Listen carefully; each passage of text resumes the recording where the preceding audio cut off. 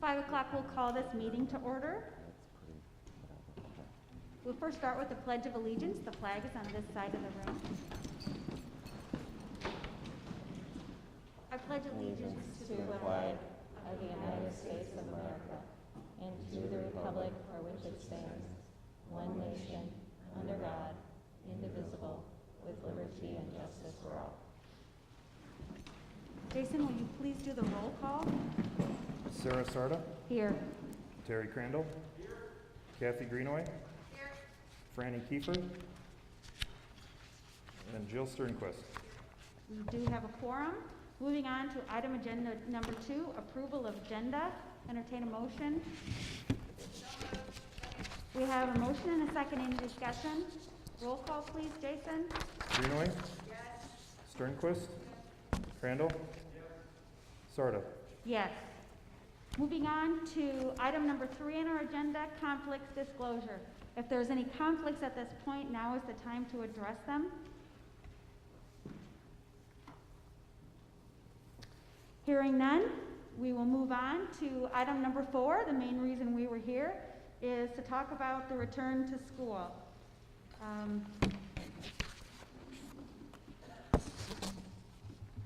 I do want to remind everybody, well, first of all, I want to thank you for coming and welcoming you all, whether you're here in person or listening to us live stream. And want to remind everybody that this is actually a school board meeting, but we will be allowing audience input. We will allow you to that. You didn't have to sign up with Jason prior to this, which is our usual protocol.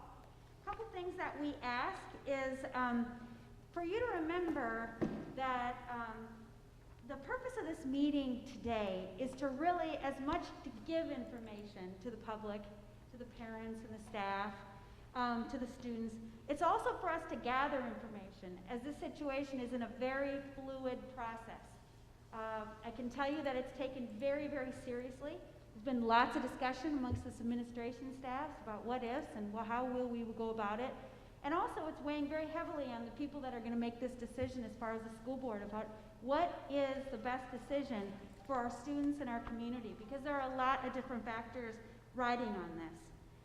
So we ask that you are patient, but you also are welcome to ask questions, knowing that we will ask whatever we will answer whatever we are able to answer to this point, knowing that we most likely will be having another special meeting to discuss things and make decisions prior to that August typical board meeting. And that is really so we can make some definitive decisions a little bit sooner for everybody to make their own decisions and not have to wait till, essentially a week or 10 days before school. So, right now, we are making some assumptions about opening a school, and that is, the plan is that we will be opening school on August 24th, and an official decision will be made by the school board, like I said, most likely in a special meeting prior to the typical August meeting. Also, the mask decision, also we'll be talking about that. We are assuming that we will be requiring masks for everybody, and that decision will be ultimately made, again, hopefully as soon as possible in a special session. Again, we need to follow protocol. Each person that has a question will have about 3 minutes to answer their question.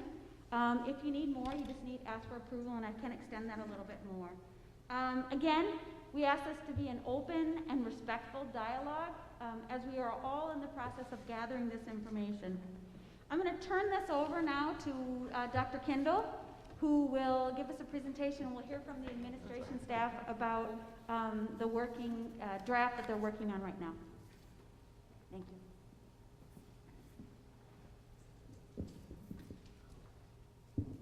Okay, thank you, Sarah. Thank you, everybody, for coming tonight. We appreciate you being here. And also to our people that are on the live stream, welcome, and we're glad you're joining us as well. We had a regular school board meeting Monday night. It was really well attended. We had on the agenda the same topic that we're going to talk about tonight. So we've had 2 meetings with this topic, but tonight is dedicated solely to our discussion about returning to school in the fall which, as Sarah mentioned, right now is August 24th, which is the date that we have on our school calendar. So as Sarah mentioned, we want to have a dialogue with you. We don't want you to be intimidated by all these people up here sitting on the stage. There's some very good people. They're all very good people. Yeah, I need to rephrase that. They're all very good people, not some of them. You will be introduced to them later. You probably know who all of them are. Most are administrators, but we've got several other people there that do a lot of important things in the school district. So what I want to start out with, and it's kind of hard on this stage, but I think you're going to be able to see it. I've got Jason running a slideshow for me, and I'm just going to go through this pretty quickly. But one of the things that we have really prided ourselves on in the school district is to be able to communicate with our parents and our community about things that are happening. And I'll tell you, the COVID-19 in the 28 years or so that I've been in the district, by far is one of the most important things that we've ever discussed. So I just want to run you through some slides here on how we've communicated with parents in the community. One of the first things that we did, and I'm going to actually slide down here.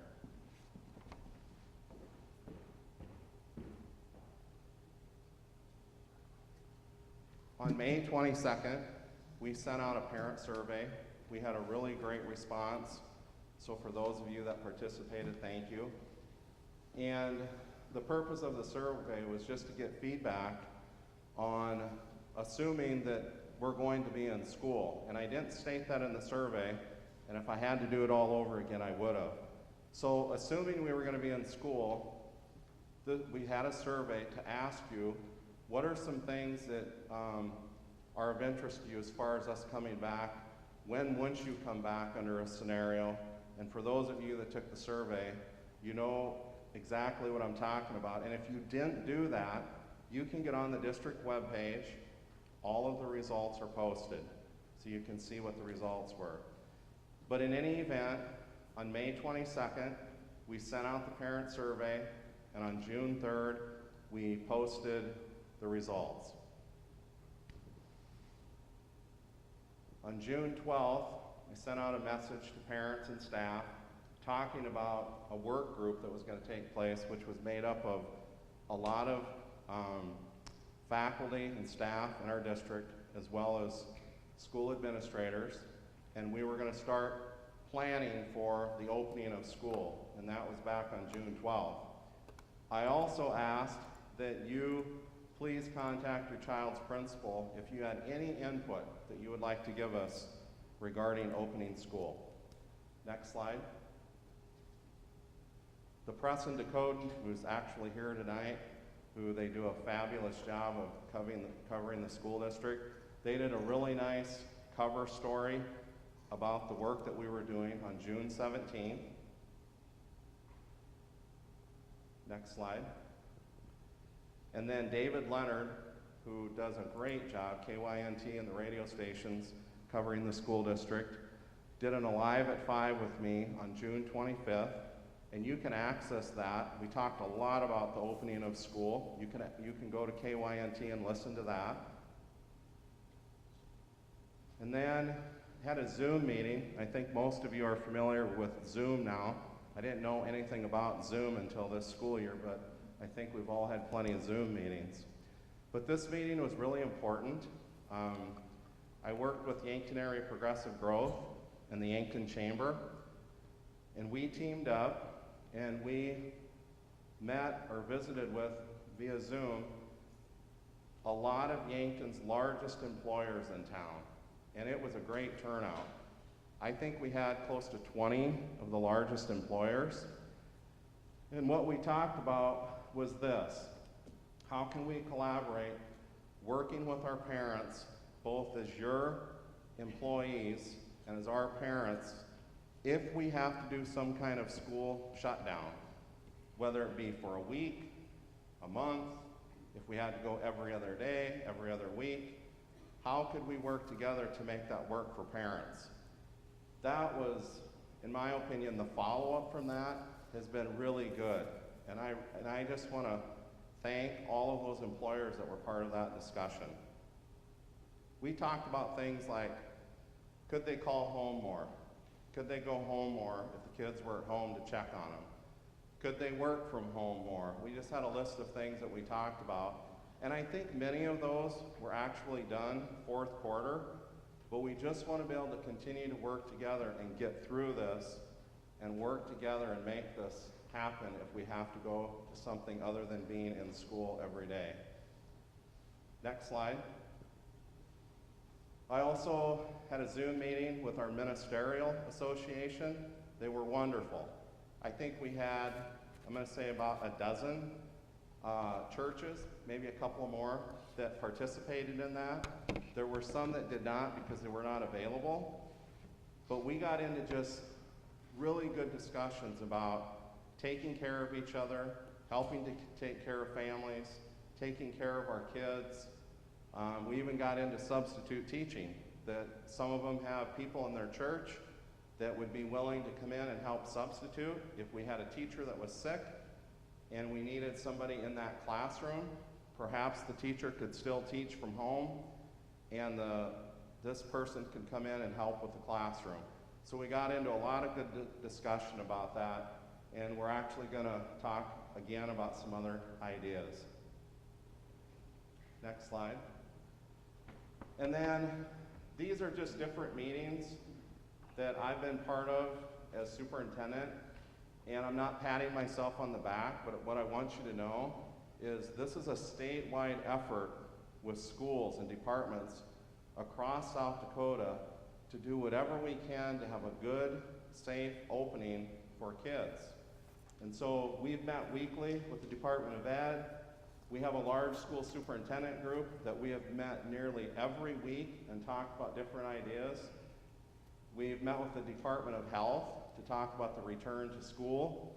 We've had Yankton County COVID-19 task force meetings weekly. Of course, we've had administrator meetings. And then really great communication with Dr. Mike Pietla from YMC and Dr. Scott Hiltonen from Avera Sacred Heart, who Dr. Hiltonen is also our county health officer. And as a school district, when there's a pandemic, or like last fall we had mumps and we had to quarantine kids and families, that's who we work with. The law says you need to work with your county health officer, and both have been tremendous.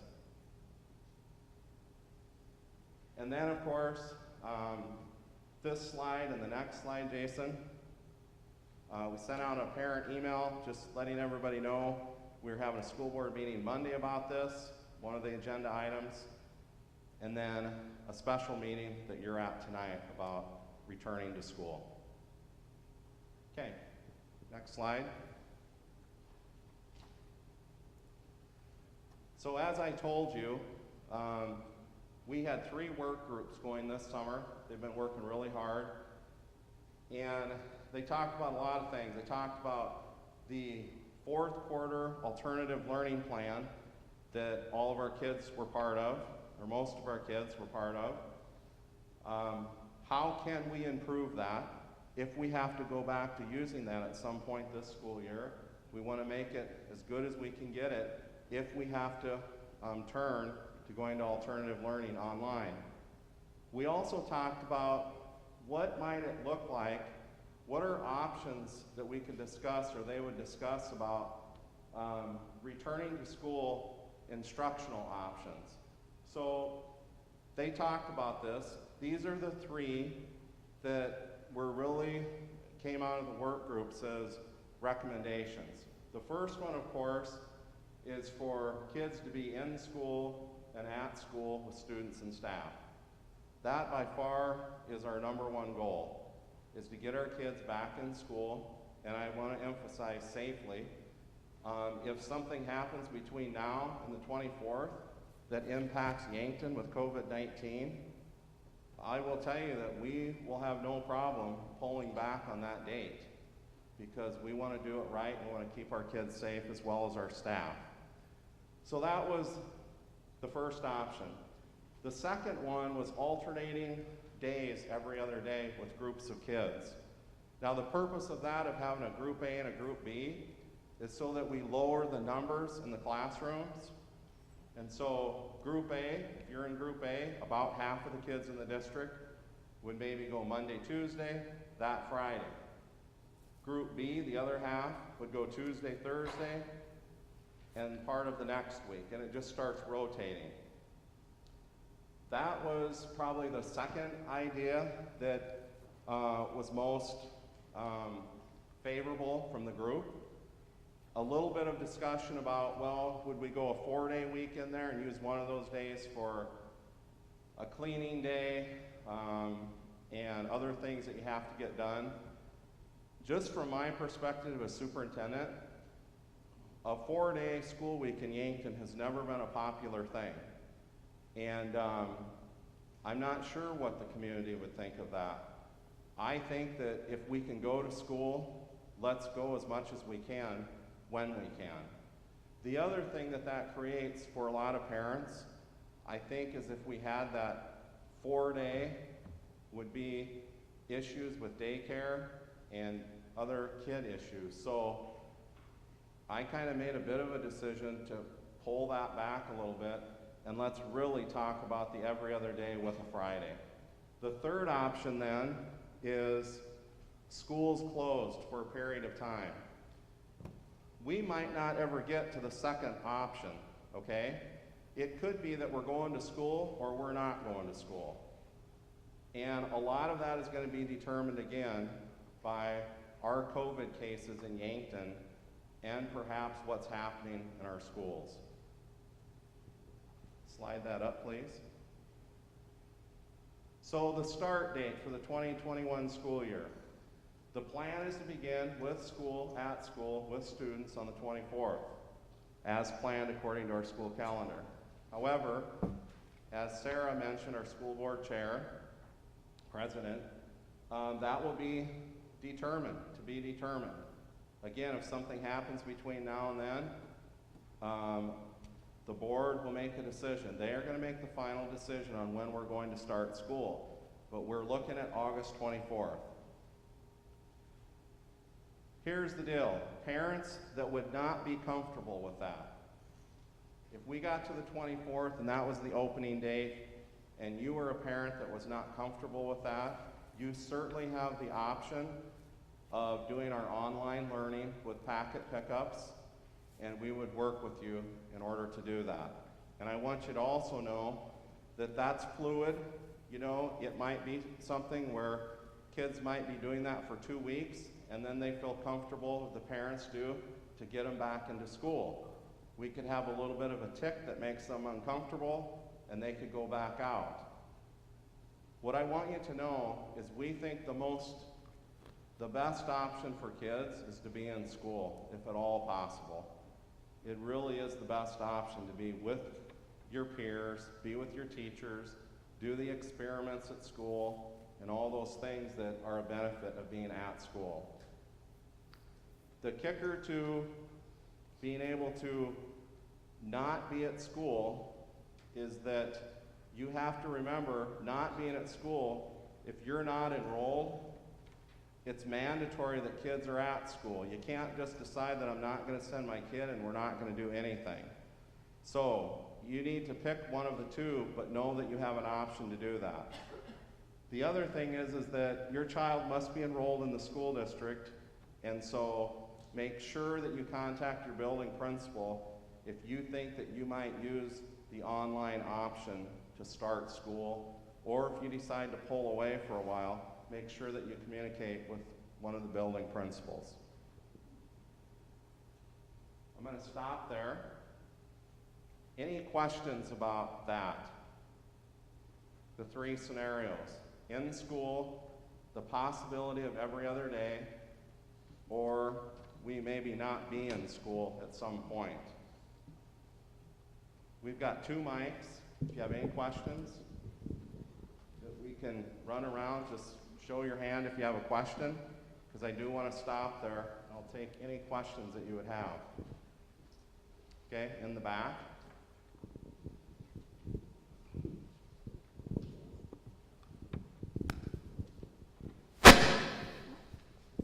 divisions that you talked about, you know, if it would be like school one day, out school, would that be alphabetical? Yeah, so that's a really good question. I'm going to try to repeat these. Would the division or the divide, if we went every other day, be alphabetical? To the extent that we could, we would try to do that. And the most important thing that we would do is to keep kids and families together on a rotation. Does that make sense? That would be very important to us as well as you. Other questions? Okay, whoops, we have a question, yep. I just was wondering, Dr. Kendall, if you could talk about maybe some of the professional development for perhaps moving online again, since we were all caught off guard in the spring. What does that look like for preparations to do so, maybe in a better concerted effort, because we've had some time to prepare? That's a good, now I can't tell if you're a teacher or not behind the mask. Yes, you are, okay, sorry. So the question was staff development for teachers. Heather, do you want to address that? Thank you. Dr. Olson? Yes, I was going to actually say that when I talk about the technology, but since we're on the subject, basically at the end of this month, we actually have, I would say, almost 100% of teachers signed up already to do training for Google, because we're going to be on a Google platform. There's different levels just because of the lower levels. I believe it's first grade and below. They're going to do some seesaw along with level 1 Google training. And level 2 would be some of the, like, say for instance, my middle school teachers, they've already been developing through Google many, many times, and then they're going to go on to a level 2, which is a little bit more into like Edpuzzle, how to use Google Classroom a little bit deeper, just kind of some other different avenues that they can explore. Another thing that the teachers will be learning through this training would be just understanding how to record lessons better and to make it available. And I know the other principals will talk about what they're doing in their buildings for recording lessons. I think Google Meet is a great, what we're gonna try to, like I said, we're gonna do the Google platform. So Google Meet is actually very similar to Zoom. Zoom, I don't know if they're going to do their free Zoom, you know, unlimited amount for the rest of the year. So Google Meet is something that has been developed, and it's actually pretty fun to use, and you can record right there. So teachers, they could use a Chromebook or even their laptops, so we don't really need any extra, you know, we might need some microphones, but we really don't need anything extra for the teachers. And they can do it right there during their lessons, so that's not any extra time. So it's it's very convenient for everybody.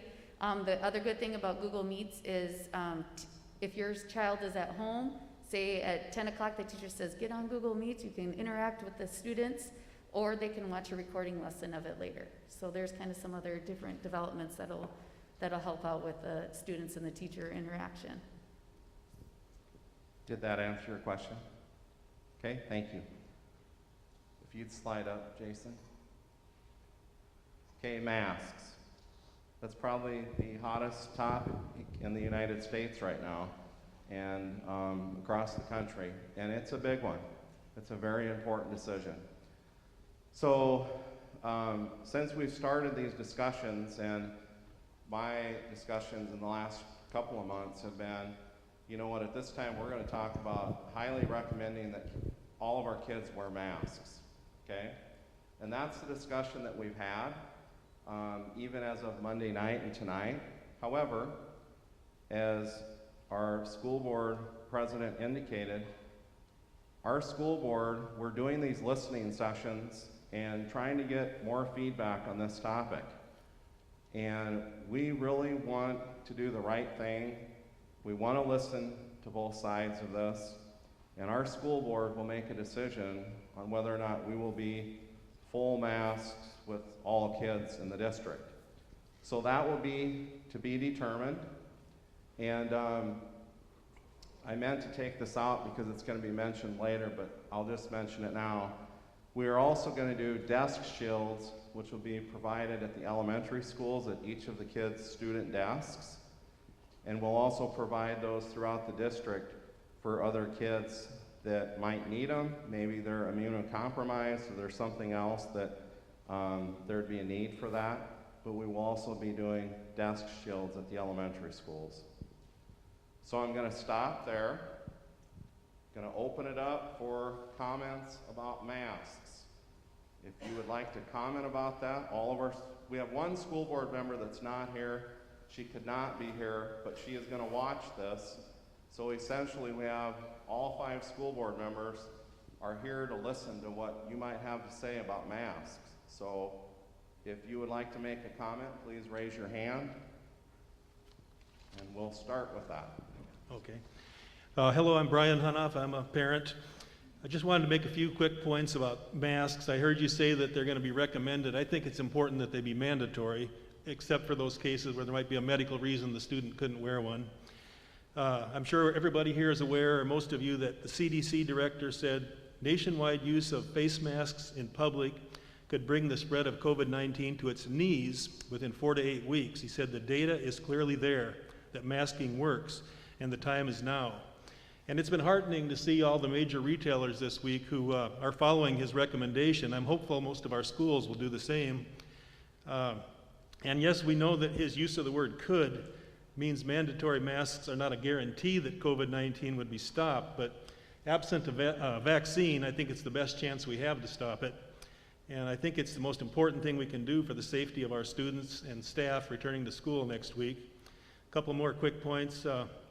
I'm not certain of the average age of our Yankton school staff, but nationwide I believe that average is over age 50. And of course we all know that's a higher risk group for potentially fatal COVID cases.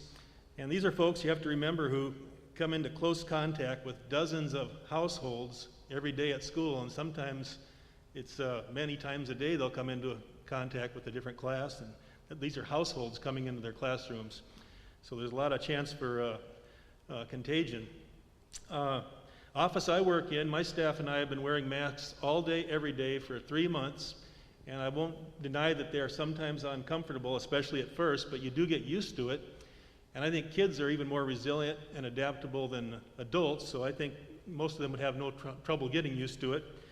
It's not an easy decision, and I know our superintendent and our administrators and this school board have always made safety of students and staff a high priority, and I think requiring the mask would be consistent with that philosophy. And I want to be optimistic that things will get better in the next couple of months, but they might get worse. And if that happens, I don't want any of us looking back in October and saying we could have done more. Thank you. Thank you for your comments. We will come to you. We've designed the seating here so we can get through the rows, and that will be helpful to you as well. Okay, I'll stand. Okay. Will you state your name too, please? Okay, my name is Kaya Holmstrom, and I'm a rising senior at YHS. This upcoming school year was intended to be the best one yet. Senior homecoming and prom, the lasts, and what I hope to be some of my favorite classes in my high school career. However, the COVID pandemic has changed how we need to handle things, and the only way we can make a safe return to school is with a mask mandatory policy. When I saw the report that the Mitchell School District made mask mandatory, I instantly thought, why can't we? We, like Mitchell, are an ESD and AA school. Their numbers are comparable to ours. At the last meeting, the conversation was focused on what ways we can successfully return to normal and keep students and staff safe at the same time. If the goal is to keep students and staff healthy and get back to normal like our governor is suggesting, then a mandatory mask policy is necessary. When a person coughs, they send showers of tiny droplets filled with the virus into the air. A single cough can produce up to 3,000 droplets. Wearing a mask can keep the droplets from spreading, and a study from the University of Cambridge in June showed that a routine face mask use by 15% or more that brought down the infection rate. If 2 people are wearing masks, the viral droplets can travel about 5 feet away from each individual. When an infected person is not wearing a mask, however, these droplets can float through the air 30 feet or more and can stay alive for up to 30 hours, according to Dr. Amy Price, research scientist at Stanford University. While masks might bring a little discomfort, it is a small price to pay for keeping the people around us safe and well. If Walmart can make masks mandatory for everyone, we can as well. There's no excuse. Throughout my years as a student, I have seen the Yankton School District be a leader at the statewide level. Our staff, students, and community members pride ourselves on being a leader within the state.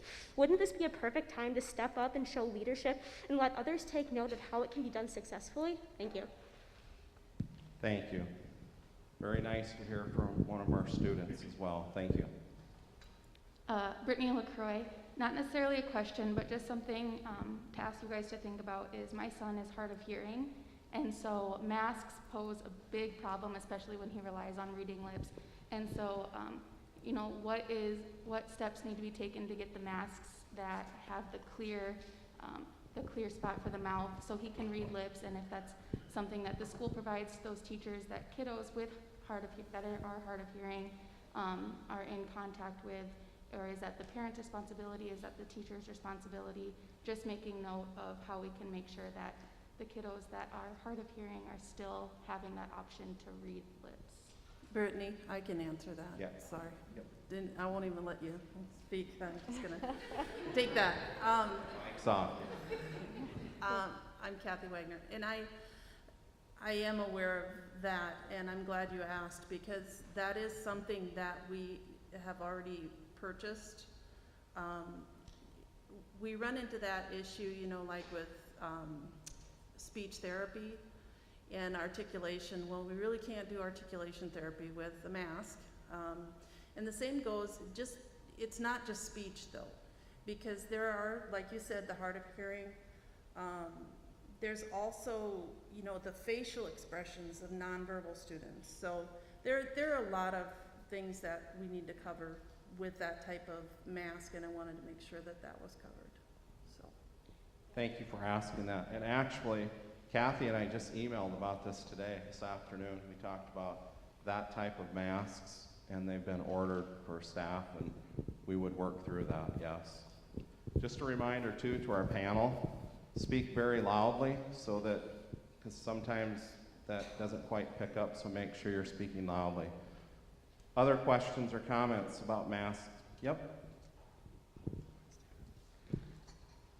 Hi, Jennifer Kudera here. And if masks were going to be required, would there be any time for some of, you know, I think of some of the younger kids, maybe some special needs kids, they'd have the opportunity to take their mask down. I know a lot of us talk about all day, every day we're wearing masks, but I know my husband, even as a surgeon, there's times in the day where he just needs to pull it down, step out, get a breath of fresh air. Would there be times that these kids would have the opportunity to slide it down, regroup? I mean, if you're taking a test, an exam, they'd have that opportunity. That'd be something I'd ask that you guys consider if you are thinking on the mask all day, every day. Yeah, that's a very good point to make. And, you know, one of the things that, you know, we're pretty sure of is when kids are out on recess, and by the way, that's something that we're going to plan to continue to do. We think it's very important for our kids to get them outside, get fresh air. That would be an opportunity as well where, you know, we could do something with masks. And, you know, I think probably there would, you know, who isn't going to do this once in a while just to take a breath of air and put the mask on? We're going to do everything we can to work with our kids with masking, understanding with just what Jennifer had mentioned and others, with the understanding that our priority, if we go to required masks, we want kids to wear masks. And so, but yes, we would work with kids and try to do those kinds of things when we're able to do it safely. Follow up? Yeah, I would just ask, I mean, as medical providers, I mean, I don't know if that's the right approach of having our kids taking their hands to their mouth, pulling the mask down. I would just, as you talked about that, just pulling it down, going over like that if we want our hands. That may have been a bad example. Thank you. Yeah. And that's why we're learning too as we go along, so thank you for pointing that out. Probably not a good example. I guess I was only saying it in the reality that a kid might do that, and we're not going to scold them, we're not sending them home, but that could happen, and maybe will happen once in a while. Yes? Cassie Peets, and as a faculty member in the school, for me it's something that's very, very important. I have a husband with compromised lungs, and so I'm scared that I will take something home to my husband. And I also think we're having staff wear masks because we want to protect our students, but I think that it makes sense to have students wear masks to protect us as well.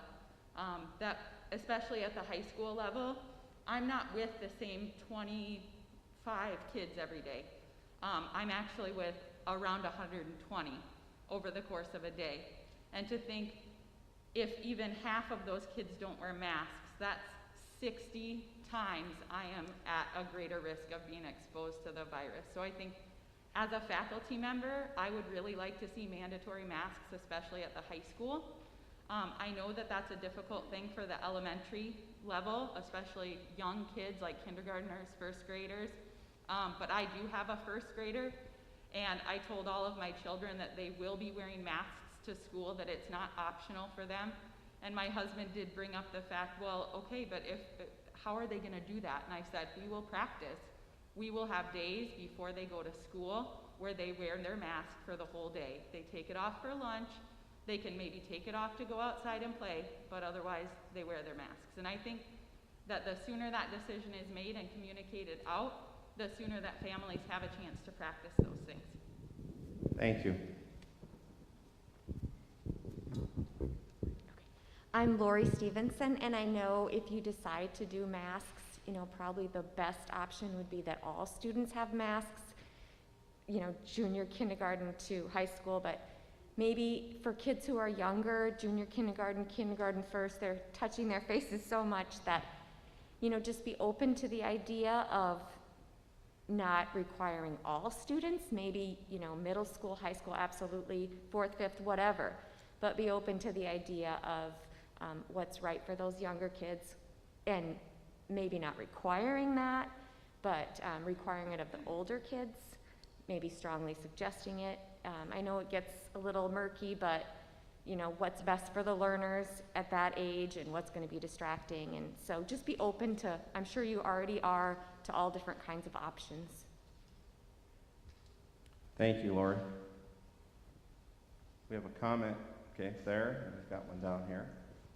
Is there one back there? Matt, I'm sorry, yes. Yep. Lisa Hageman. I have two young elementary kids, and I know we've talked a lot about masking, but have you guys talked about increasing hand hygiene? I know they're rushed from lunch to class, and then they go outside. There's a lot of opportunity, I think, to educate our kids about just simply washing your hands. If you, as a teacher, catch them washing or touching their face, saying, hey, you gotta take a break, go put some hand sanitizer on. Has that been talked about as well? Yeah, and we'll get to that with the panel here, but yes, we have talked quite a bit about that, and so thank you, absolutely. Another comment down here?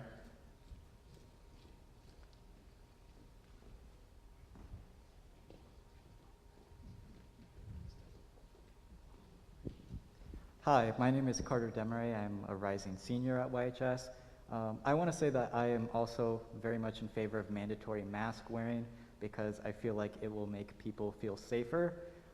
At the other school board meeting earlier this week, I got a little curious, so I started a poll on my Instagram account of students, and I asked them, would you feel safe and comfortable going back to school in a month? Over 150 students participated, and it was a little over 60% said that they would not feel safe going back to school. So I think that mandatory masks would make more people feel comfortable going to school. And also I'm going to tie a question into this. Has any effort been made to get student input on how they feel about masks and other issues, since on top of teachers, they're also going to be the ones like in the building every day? We have not done that. The question was, have we done any kind of survey with students about masks and going back to school? Is that a fair statement? Okay. We have not done that. That is something that we could certainly do. Thank you, Carter, for what you did on your phone and getting out a survey. And we appreciate hearing that. And perhaps maybe one of the reasons might be masks, that they're hesitant to come back because they don't know for sure what we are or not going to do with the masks. So thank you for that suggestion regarding surveying the kids. We appreciate that.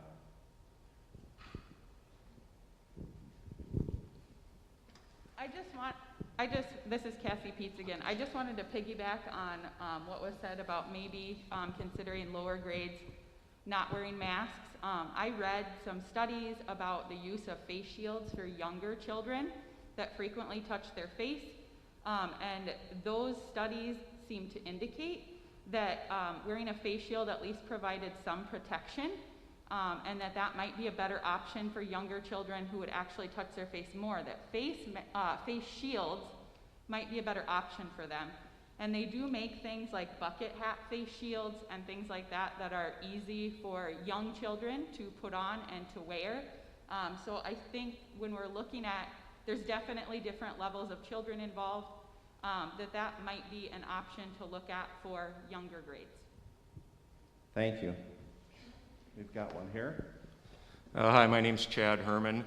I actually have some experience with masks in the classroom. I know my situation is different, but I thought I'd share with everybody what I've experienced and just throw it out there for everybody to consider. I teach out at the Human Services Center here on the north end of town. We have had our students back in school since May 18th. We've been holding school regularly every day. Part of the requirement of that is our kids, if they came to school, they had to have masks on, period. That was the administration out there had decided that. It was something we were concerned with, given the nature of a lot of our students, their special needs, their interesting attitude toward things at times, things like that. We figured it was going to be a heck of a struggle doing that. We haven't had a single issue. They've worn them without complaint. Yeah, occasionally, as somebody brought up, they like to take a breather, pull it off for a second, things like that. And granted, that doesn't compare to the situation on a school district of this size, and most of my students are middle school and high school age, so I can't speak to the younger kids either. But we've been using them for the last 2 months, requiring them, and it hasn't seemed to bother the kids at all, which did kind of surprise me from knowing how they are. So I just wanted to throw that out there from my own little experience. May not be, again, as applicable in the scale you guys are talking about, but they haven't had too much of a problem using them or wearing them. So once again, he teaches at HSC, and giving perspective on students that are wearing masks have had little to no problem. And excuse me, did you say that you've been going since the end of May? Yes, okay. Thank you. Yes, back here. Crystal Warnock here, and I have 2 questions. My son has a touch of asthma, so what will require for him when he goes back to school for wearing a mask? And also, is the school providing the mask or the parents providing the mask? And if parents provide the mask, if the kids would sneeze or something inside the mask, are they going to have extra masks at the schools that they can swap out, or we have to send them extra masks to change into, or what? Can you repeat did you have a question about the asthma or the mask? I missed the first part, I'm sorry. Oh, my son has a touch of asthma and he has to have an inhaler. He doesn't wear a mask like as long as you would if you were at school. So I was wondering how that would affect him and that way. I think, I can relate that back to what Brittany said about her concern with her child and the circumstances that she has. I think this would be of the same nature, where we have a student that has a health issue, that we certainly work with the parents on that and the teacher with the masking piece of it. Going back to your question about who's going to provide the mask, so this is what we're asking of our parents in our community. We have included masks on our supply list. It's a new item, obviously, and so we're going to ask as many parents as possible that can do it to provide washable masks so that the kids can take them home, wash them during the week, hopefully a couple of times during the week. We are planning to provide, I think within the next week, we will have in stock at school, because we started early on this. I think we'll have enough cloth masks, and by the way, we've also had a company in town that is going to donate, I think about 2,800 masks that are rewashable. I can't announce who it is yet, but that's coming. I got an email today or a text from one of the physicians at Yankton Medical Clinic.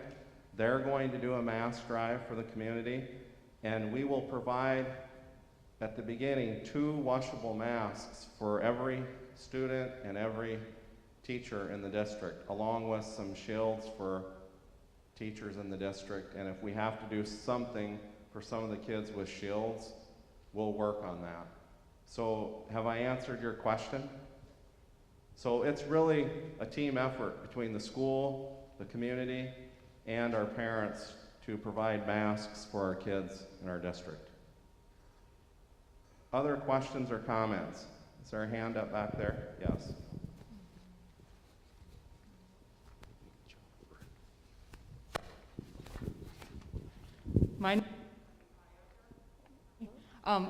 I guess I was just wondering, like with the winter season coming on and things like that, in the fall, the common cold, how are you going to differentiate that with the common cold, the sniffles, with, you know, being quarantined or whatever in their schooling, if that's been discussed? Yeah, it's interesting that you asked that. One of the physicians, I had a lot of physician phone calls today. From YMC, one of the pediatricians called me today, and we had a good discussion about that. And frankly, I think it's going to be difficult for our medical people, given the list of symptoms for COVID-19. I think they are going to be challenged with determining whether or not kids have COVID-19 without a test. And as I understand it, that's how that gets determined. We're going to get to it here in a little bit about, you know, what do we do with a student? How are we going to work with COVID-19 if we have a case in a classroom or at a building? So that might answer the rest of what you were asking. Another question here? Lisa Hageman again. Question in regards to the alternating classrooms, which you had as option 2 for going back to school. Now that teacher would be interacting with both groups of children, so if there was a positive, both groups would be out. Am I correct in that statement? I'm not sure I understand the question, I'm sorry. So since the teacher's interacting with 2 different groups, Group A and Group B, Group B gets COVID-19, teacher interacted with Group B. So now she is out. Would Group A also be out because she's been interacting with both groups? Well, that's the importance of having our substitute teachers. And, you know, we've already worked on that. We started that 2 or 3 weeks ago, where we've been contacting our substitute list and, you know, getting commitments on that. We've also had people step up that have not subbed before that are willing to sub. So if we have a situation where we have a teacher who needs to be quarantined or contracts COVID-19, we will have to provide a substitute for that teacher to continue teaching kids, whether it be Group A, Group B, or if we're in school and we have all the kids at school and we're not divided into Group A and Group B.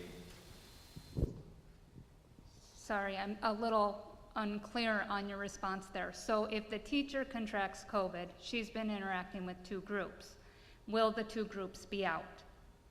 We're getting to that. That's the slide that I talked about that we're going to get to here in a minute. That's a really good question. I'm going to keep it to masks here for a minute, and we'll get to that. So hold the question and we'll get back to that. Hi, this is Dan Swihart.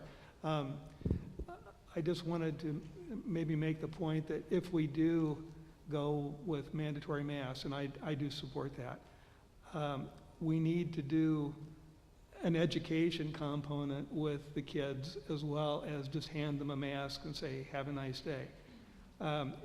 There's been a lot of mixed messaging from the media and so on about whether masks are important or not, and actually some of the younger kids have really taken COVID-19 as kind of a joke. There needs to be something that underlines that this is a serious issue with them, because a lot of the kids, they just don't comprehend it. And along with giving them the tools, they need to have something that explains to them why it's important. and you're doing it for other people as well as for yourself. So I would say if we're going to go that route, don't just hand them the tool and expect it to happen. You're going to have to explain to them and underline why it's important and that they have to buy into it. That's a very good suggestion. I'm going to go back to Jennifer Kudera for a minute. And I was thinking that after I was touching my mask and pulling on it a little bit, that would be great for Dr. Kudera and others in our health profession to come in. Be a great opportunity for them to come in and visit our classrooms, our schools, and to visit kids about masking and the importance, and perhaps even do videos for us that we could show the kids the video with some of our physicians and the importance of it, and even how it applies to their medical profession if we weren't dealing with COVID-19 right now. So it is a real opportunity for us to educate the kids, so thank you. Jennifer, go home and talk to your husband about helping with educating on the masks. Other questions? Yes, we've got one here.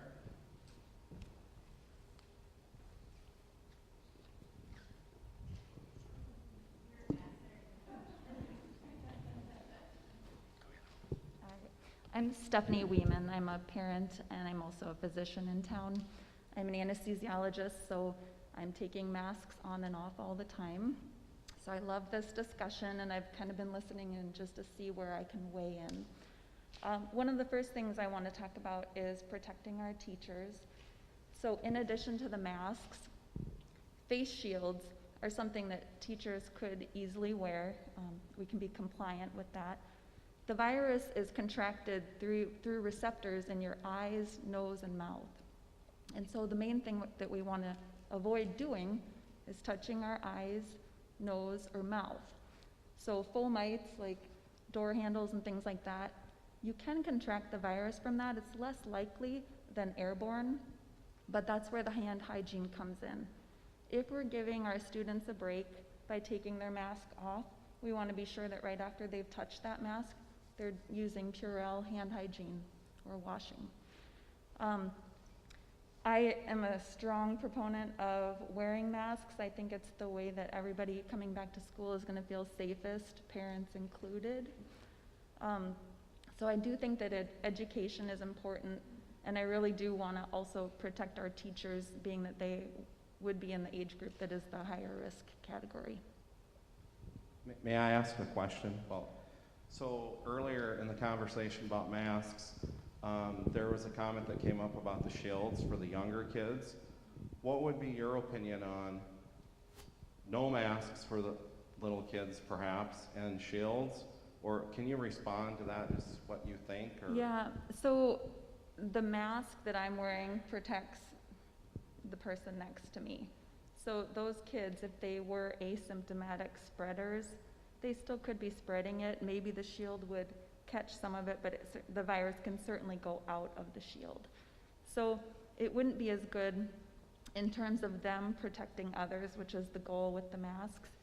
New studies have shown that the mask actually does protect you as well, but the initial recommendations of the CDC were given because it showed that if I'm wearing a mask, I'm protecting you. You wearing a mask, you're protecting me.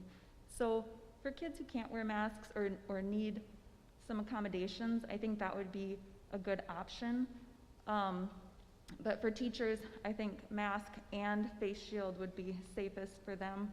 For the other kids, in terms of middle school, high school, I think mandatory masks are certainly reasonable, again, giving exceptions to those who need them. But I think a face shield is better than nothing if that's all we can do. The face shields that are recommended are long because you want them to cover the mouth as well. And speaking from experience at work, I'm not a huge fan of it because when I bend my head down, it hits my chest, and so that might be distracting, but it's an option. Mm-hmm. Very good, thank you. Yep. Other comments on the mask? Yes, we've got one here. Hi, I'm Lisa Irwin. I'm very familiar with some of the teachers here, and some of them have had my kids in their classrooms, so they're very familiar with the asthma medications that my kids typically have. And so some of the teachers have experience with masks and with those asthmatic students, but not necessarily the cloth kind. And so I can tell you that in a typical just winter, for instance, this last year, my middle son was ill. Oh gosh, I think we passed 17 school days missed, just from colds. We do preventative in the morning, we do stuff at night, we take Singular. I can tell you all sorts about it, peds pulmonary doctors. That's my experience. Now, for him, interestingly enough, all that experience, I give him a cloth mask. We go out in the public for the first time, and I don't even know how long. Oh my gosh, it's shredded. The kid won't leave it alone. And for an asthmatic, he's now ripped it apart. So now I think it's really good to have the luxury of time for this summer for the district to prepare what that does look like, whether it be face shields or masks, whether parents want to invest in cloth masks or you get some, or even the whole bandana type. We do have the luxury of some time here, as well as the situation and how it plays out numbers-wise. Honestly, I 100% agree with using masks because it'll keep my son safe. If a typical winter, that's his school experience and how many days he misses. We have very good insurance, thank goodness, but I can't imagine for someone locally who a family's lost their job, they have no health insurance, and now the family's trusting the school district to, take care of the safety component here to their son or daughter's education. An inpatient hospital bill would be very great for a family that may have lost their job. So we have to think about repercussions and what that looks like, and if you walk it through, come January, what will it look like? How many families would be financially affected if we don't do a mask mandate? My son, who's used to nebulizer machines all the time, and we just put the mask on and we put it behind his head. His Dulera in the morning is a mask that just goes, and we do 2 pumps. The albuterol is the same way. All of those medications are all masks. He's very used to it. But like I said, it's just like how to get used to it. It's kind of like that seatbelt thing. But I just think that the whole town of Yankton in the past has been ready and willing to support the school district and support the school board in decisions. And I guess now it's time that we, work together to make sure that we're, as the community, getting some reciprocal, looking out for families, I guess. And so I really do appreciate this forum. And that's all I have to say, I guess. Thank you, Lisa. Anybody else regarding masks before we move on? I want to make sure I give enough time to this.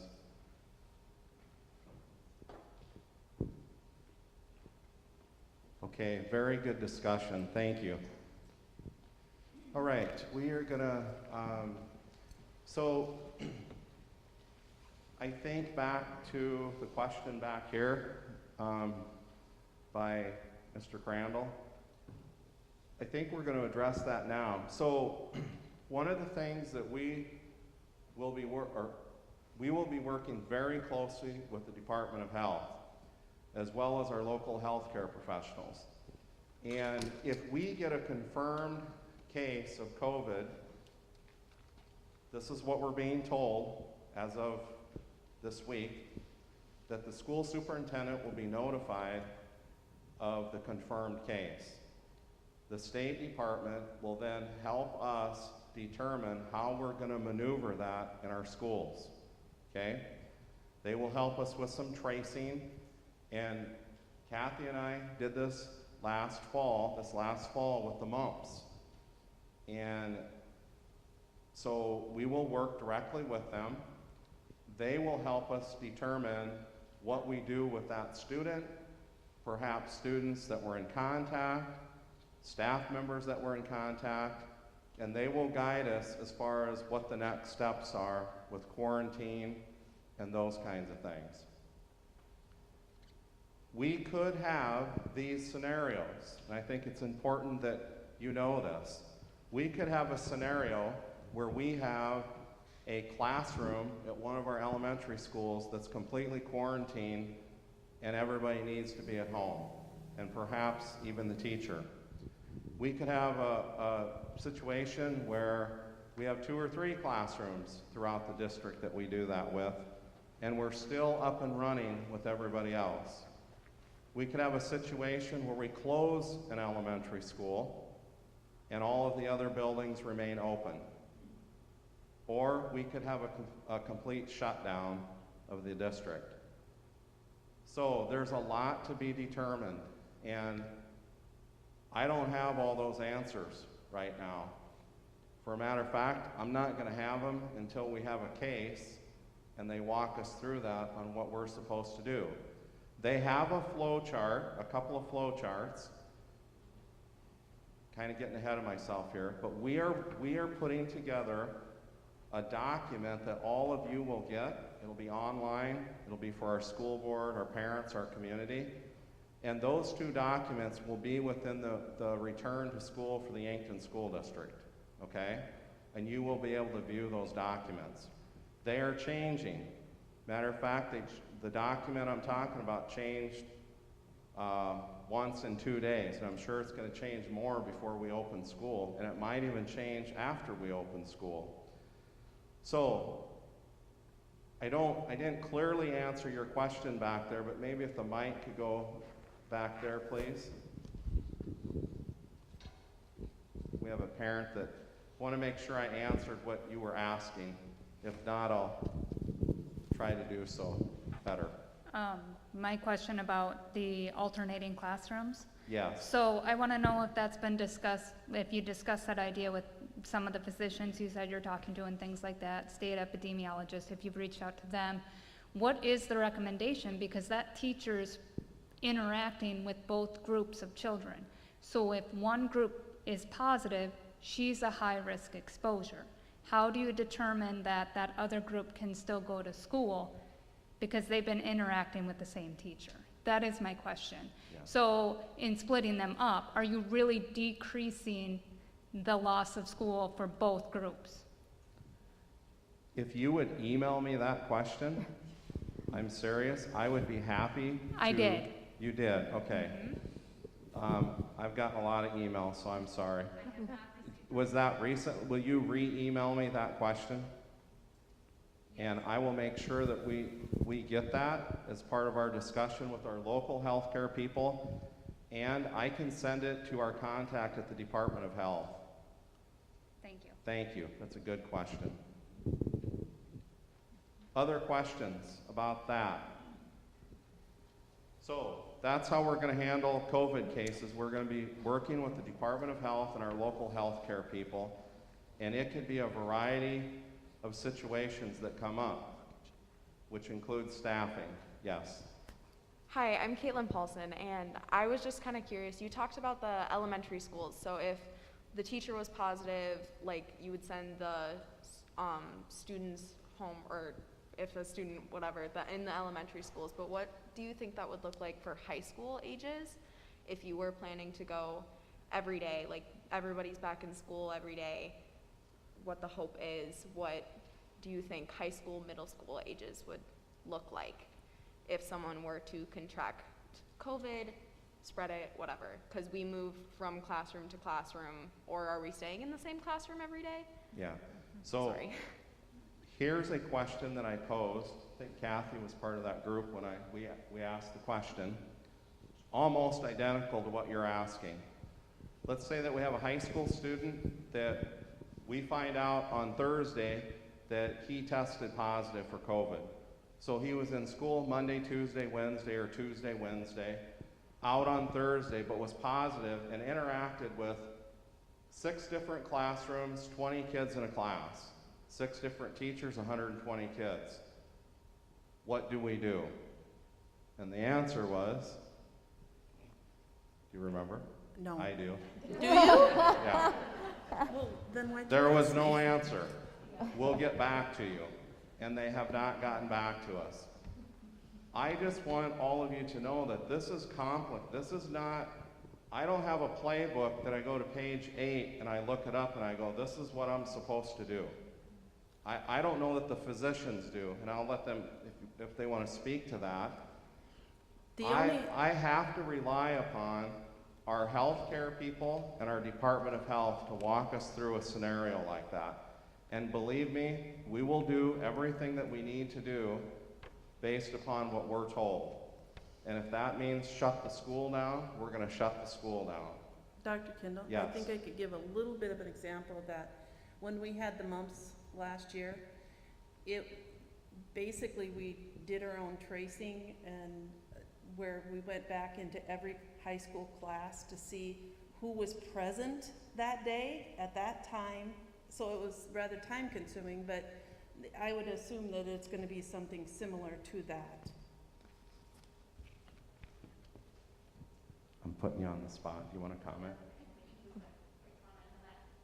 So when people have a direct exposure to COVID, we do recommend that you quarantine for 14 days, especially if you don't have access to tests right away. We would recommend that anybody with symptoms get a test, and again, the symptom list is growing and growing, so it's really hard to know, is my stomach upset a symptom? Is my dry cough a symptom?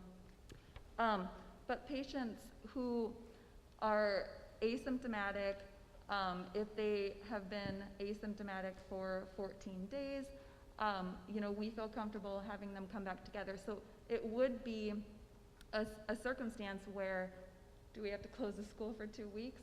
Possibly. This is definitely something that will be fluid, that would need to be discussed, and I think it underscores the importance for masks and face shields for teachers, so that we can work through all of these excellent questions. Thank you. Yes. Brittany LaCroix again. I'm a really optimistic person, and I like to think big, and so just a question, if it's realistic or if it's a possibility to have all students be tested before they come to school, kind of like, everyone has to get vaccines or whatever, if that's a possibility, and if that would help us kind of stay ahead of the curve. So if students do have it, they're not bringing it into the school before everything starts, and then, 2 weeks into school, we're already closing down. That was actually brought up on our superintendent call today with the Department of Health. And I'd little help on this. From what I understood from the answer was that I don't know that we have the capability of doing that right now. That was one. And two, that we could do that test on the 14th or whatever the day is, and on the 19th, that could change with a lot of kids. And it becomes this, when does it end with the testing to make sure, so would you like to comment again?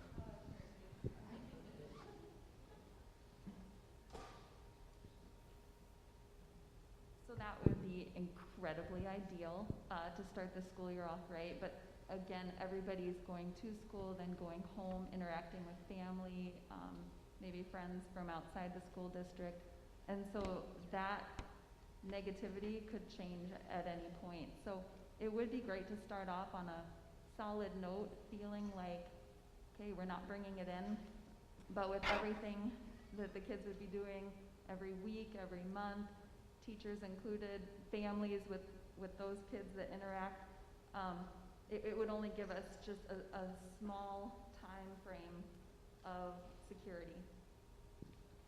Thank you. And this is really not very comfortable, so it's not fun for children to go through. It might be more traumatic than wearing a mask.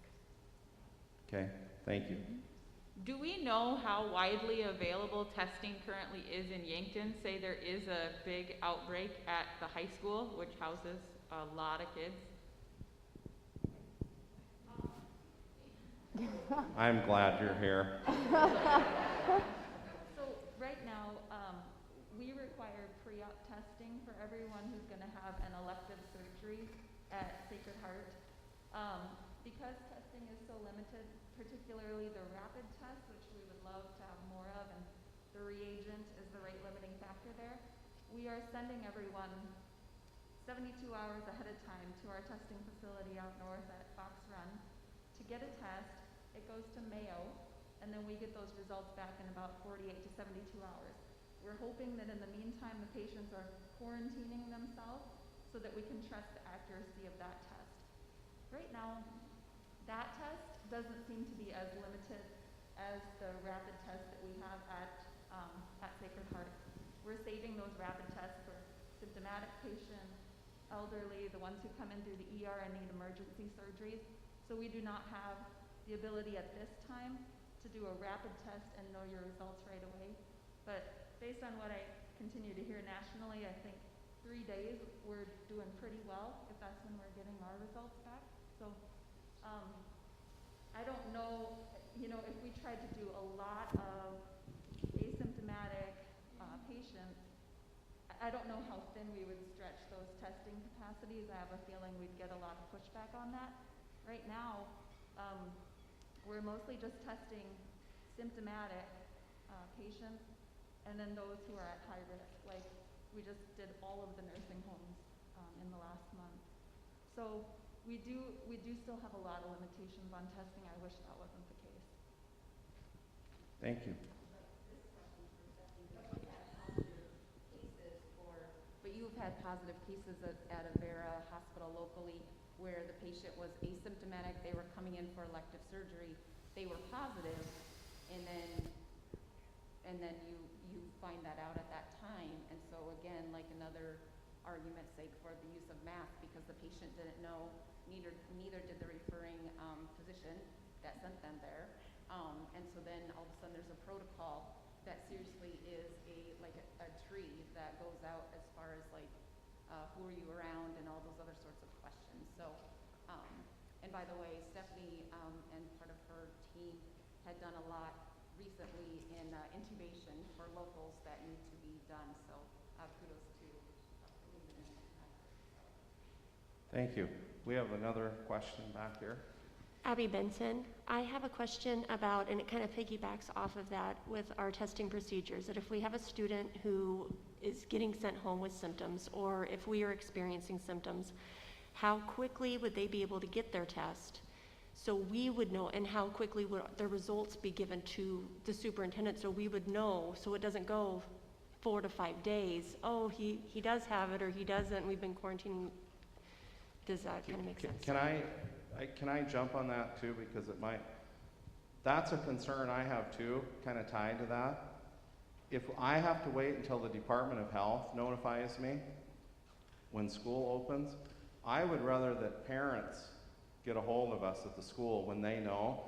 They might know when the Department of Health knows, but the Department of Health might not get a hold of me for 2 days when you can let us know and we can quickly move on it. So I would just add that to our discussion. Yeah, that's where we need really good collaboration with parents participating in this. If your child is symptomatic, you just need a doctor's order. So, and a lot of times, you can talk to your physician over the phone, or they do a lot of e-care now. They can give that order, and then you go out to Fox Run. The test is done in your car. Thank you. Back in probably 72 hours, because again, it's going to Mayo. Very good. Our daughter was just tested for COVID-19. She had to pre-qualify with symptoms in order to be able to qualify to get a test. It was done at about noon on Friday, and she got the results back from Sanford and Sioux Falls then after 5 p.m. on Wednesday. So it took about 5 days for her, and that's as of yesterday. Thank you. We have a comment here. At schools, like when students come in every day, are you going to be doing screenings? Do you know if you're going to be doing like temperature screenings? Because when I go into work every day, I have to get my temperature checked and be asked a bunch of questions if I've had a fever in the past 72 hours, whatever. Are you guys thinking about doing that for students, or what are your thoughts on that, I guess? We're going to get to that in just a minute here. Good question. Got another question in the back?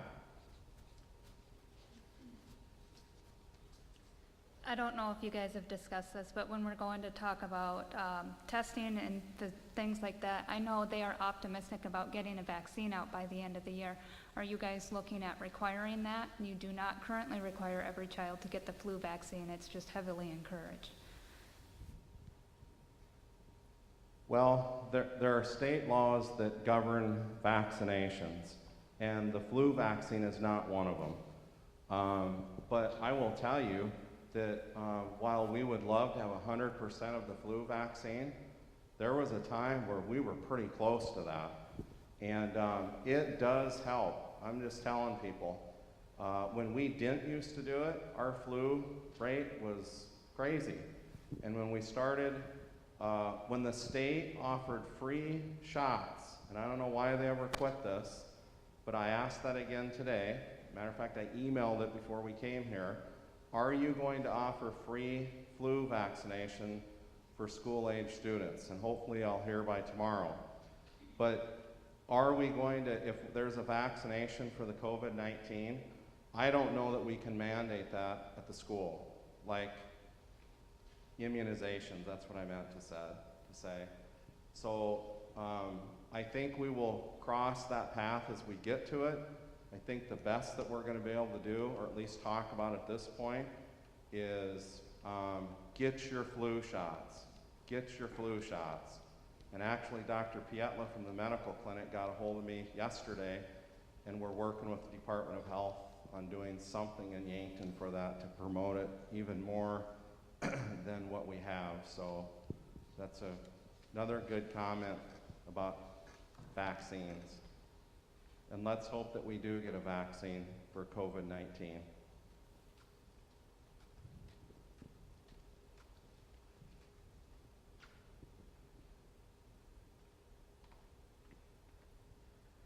Hello, I'm Travis Arns. I have a son who has autism, and he's in Stewart Elementary, and for the past 5 months he's been out of school because of COVID, and he hasn't regressed, but he hasn't made any progress because he just started because he was 3. And I'd like to encourage the board and the superintendent and the principals to address this concern of mine that he should be in school already. And I hope that when you have to make a decision to close the schools, that you consider him and all other kids with autism, because they are being impeded their chance to earn an education. And I recently talked to someone who had a kid who graduated from Yankton High School this year with a 3.7 something GPA, and he said he would have graduated with a 4.0. And I'm afraid this COVID could go on for years, and I think the more education you can get now to him and all the other children with autism or other special needs, autism is, in that guy's case, was somewhat curable. And I would just really consider you keeping these schools open, especially the special education part, throughout the year and the summer months, for this may continue many years. Thank you. Thank you for sharing that. We really agree with you. And we have talked a number of times about the impact of being closed that it has on kids. And, you know, it's not good. And the Pediatric Association put out a really wonderful paper. If you haven't seen that, I would recommend that you get online and read that. And it supports the things that you're talking about. And we're going to do everything we can to get kids into school and do it safely. We want our kids back in school. And so we're working hard at that.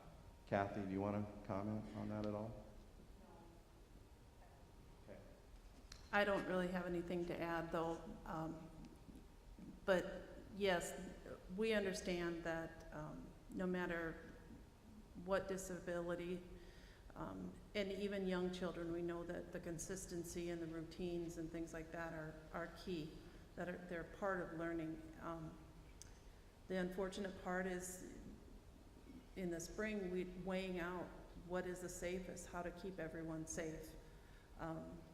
And that's why the tough decisions have to be made. And It isn't what we want, but it was a decision made to keep everybody safe, healthy. Thank you again for sharing. Appreciate that. Okay, anything else before we go to our next part of this, and we'll roll through this fairly quickly, but we'll stop if you have any questions. So if you roll that up for me, Jason. So here's what we want to talk about. Those work groups worked on a lot of areas in the district, okay? And I earlier talked to you about, we are putting together a document. I think you're going to really appreciate it. We're taking our time, and the reason we're taking our time is because things are changing. And we will address all these areas in the document in something that you can read and it will be understandable. So we're going to start with our online education learning plan take-home packets, because the reason we're talking about this, we have to. We were out a quarter of school last year when the governor called off school. I don't know what's going to happen. We could be out of school with everybody for a while, and this is where we're going to have to go with educating kids. And so what I asked Nicole to do here is make some quick comments. Sorry, Nicole, she's right there. I lost her. So we selected a group of kids. I'm going to let her talk about it. We did some testing in June. She's going to tell you a little bit about how those results came out with tests based upon our fourth quarter online learning. So we did some sample testing with 1st through 7th graders, and they're just very small groups. We use this test already regularly throughout the school year. We administer it 3 times, so we missed the spring time that we administered the test. So we did test in June a small group of kids from 1st through 7th grade, and our goal continued. We used the test to drive our instruction. We used the test to review our curriculum resources, and we used the test to see student growth. And so that continued, and that was part of the reason we administered the tests in June. But we also administered the test so that we could reflect on our alternative learning plan. What worked? What strategies did we use that were most beneficial? We know that our remote learning plan did not replace the in-school instruction that students could have received in 4th quarter. But we wanted to see our impact. We wanted to support teachers in how we can improve our learning plan going forward, and that's what we found. We looked at our results in our work groups, and we determined instructional strategies. We determined key resources that would help to improve our learning plan if we need to go remotely again. One of our biggest takeaways is we saw the huge impact of collaboration between our parents, our families, and our teachers through our 4th quarter school closures. Our scores indicated that we all worked really well together. Our students didn't have the drastic learning loss that is being discussed nationally.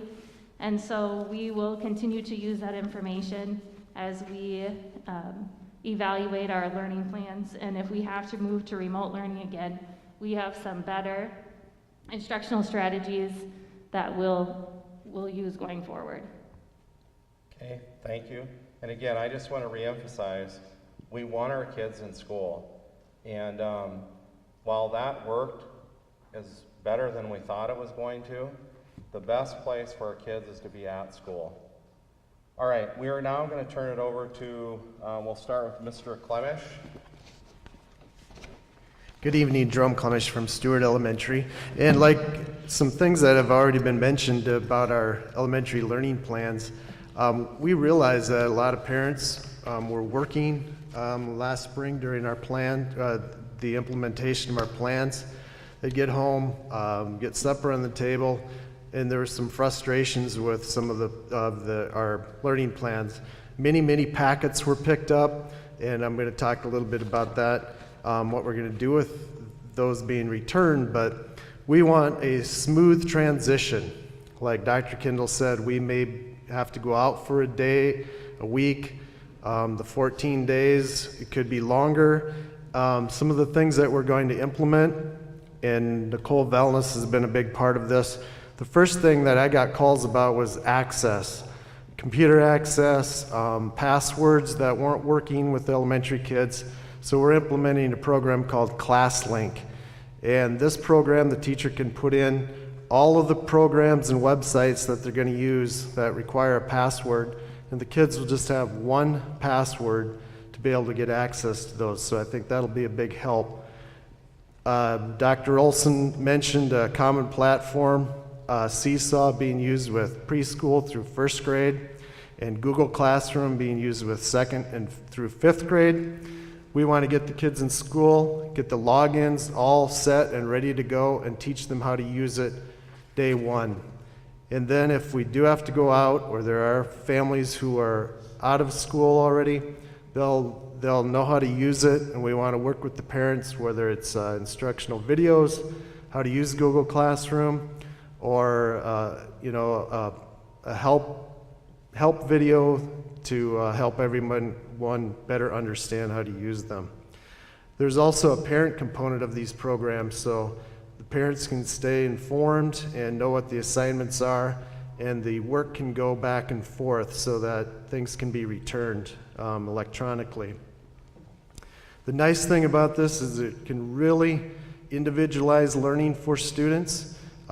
We talked about special education, specials whether it's PE or music, or our counselor and that social, all the things that were missed in the spring with that can all be individualized with the students. So we're really putting a lot on Google Classroom and for it being able to help.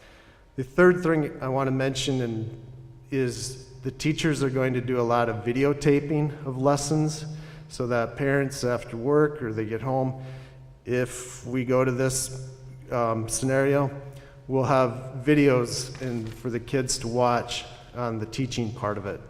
That can really be valuable. So our teachers are going to be trained, like we mentioned before, on how to create the videos and get them out to students if we would go to that third scenario. And finally, we've learned a lot about the virus, and we want to get work back and handed in. Our teachers want the work to be handed in if we're out. I think kids do too, and parents do. And we want to get feedback out in a timely manner to the kids after they put all the work into getting things done. We want to make sure it's collected in a safe way, and we get feedback out to the kids. So that's just kind of a few things about our learning plans that'll look different if we have to go to that.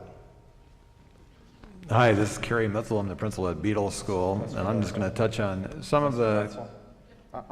Okay. Are there any questions for Mr. Clemish? We're just going to quickly break here just so we kind of split this up a little bit. Yep, we have a question down there. Casey Johnson, I'm a middle school teacher, but I'm asking this question as a parent. Those platforms that we're going to be using, are those going to be implemented when we're in school so that families are comfortable with those prior to us not being in school? Yes, we want it to be seamless so that the kids know how to use Google Classroom, the families know how to use Google Classroom, and if we do have to go out, so that it's implemented ahead of time.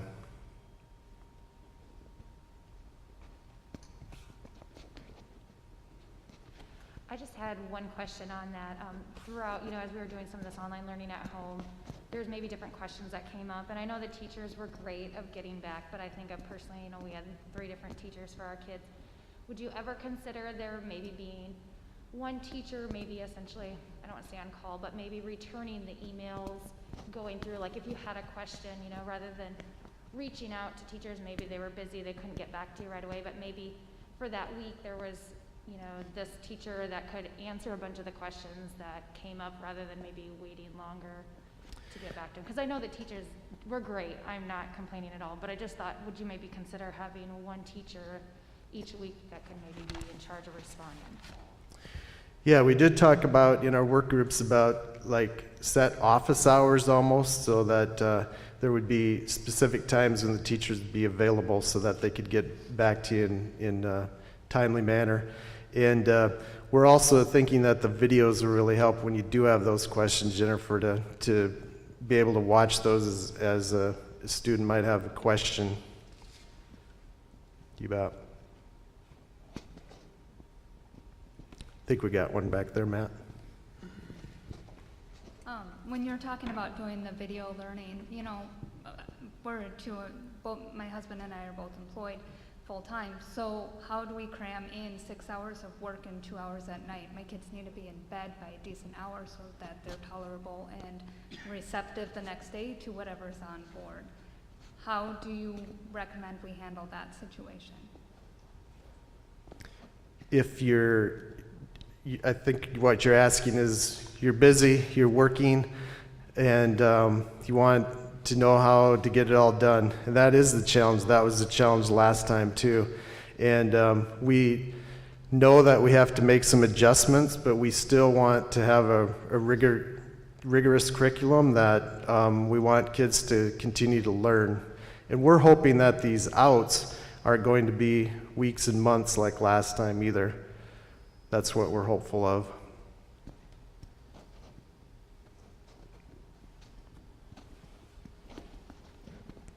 There's another question in the far back. While we're waiting for that, any of the other elementary principals want to comment about any of the last couple of questions? Well, I would maybe add that if students are at home, they're not going to be doing 6 hours of online instruction at home is unrealistic. I think that when you have an 8-year-old, to have them do 6 hours, that's too much. But I think if they're trying to do some of the things that would be accomplished during the day, you know, I know from working with my own students throughout this, or my own kids, what might take an hour in a classroom, we can get through in 10 or 15 minutes because we get right to the lesson. And if you're watching a video, doing some practice problems, I think it goes much more quickly. I guess that all depends on the children too. But to expect 6 hours of work from somebody at home when you come home from work, I think that's unrealistic. The other thing that we did is we spent a lot of time in our work groups on the scope and sequence of our curriculum. So we want to make sure if kids are out that they're working on those standards they really need to know in 2nd grade. Try to have less busy work and things like that, but we want to focus on those standards so that we can make sure that the kids are learning. Last year, when you guys shut down the school, you had the alternate learning online and the packets, but my son likes doing the packets more than the online learning. But then his teacher, when he did the Zoom with his teacher, she pretty much told him that they weren't handing the packets in at the end of the year. So it's kind of hard to get him to do it because they weren't getting graded. Are the packets going to get graded if the school would close down or not? Yes. That was very important to our teachers and parents and students, is that we will be collecting and getting feedback back to the students. And we want to do it in a safe way, whether the hard copies have to sit for a little bit, but we want things collected and graded and feedback given back. I just would comment on that. You know, probably the biggest reason we did not collect the packets, COVID-19 had just come out. There was a lot of unknowns. We didn't want to bring it back into the school with the packets. We didn't know who should touch them, who shouldn't. And if we returned to school, what were we going to do with all these packets at the time? But I think we've learned more since then that we would be able to do that and it would be fine. And so that's why we made that decision. But thanks to the work groups, we're going to improve in that area for sure.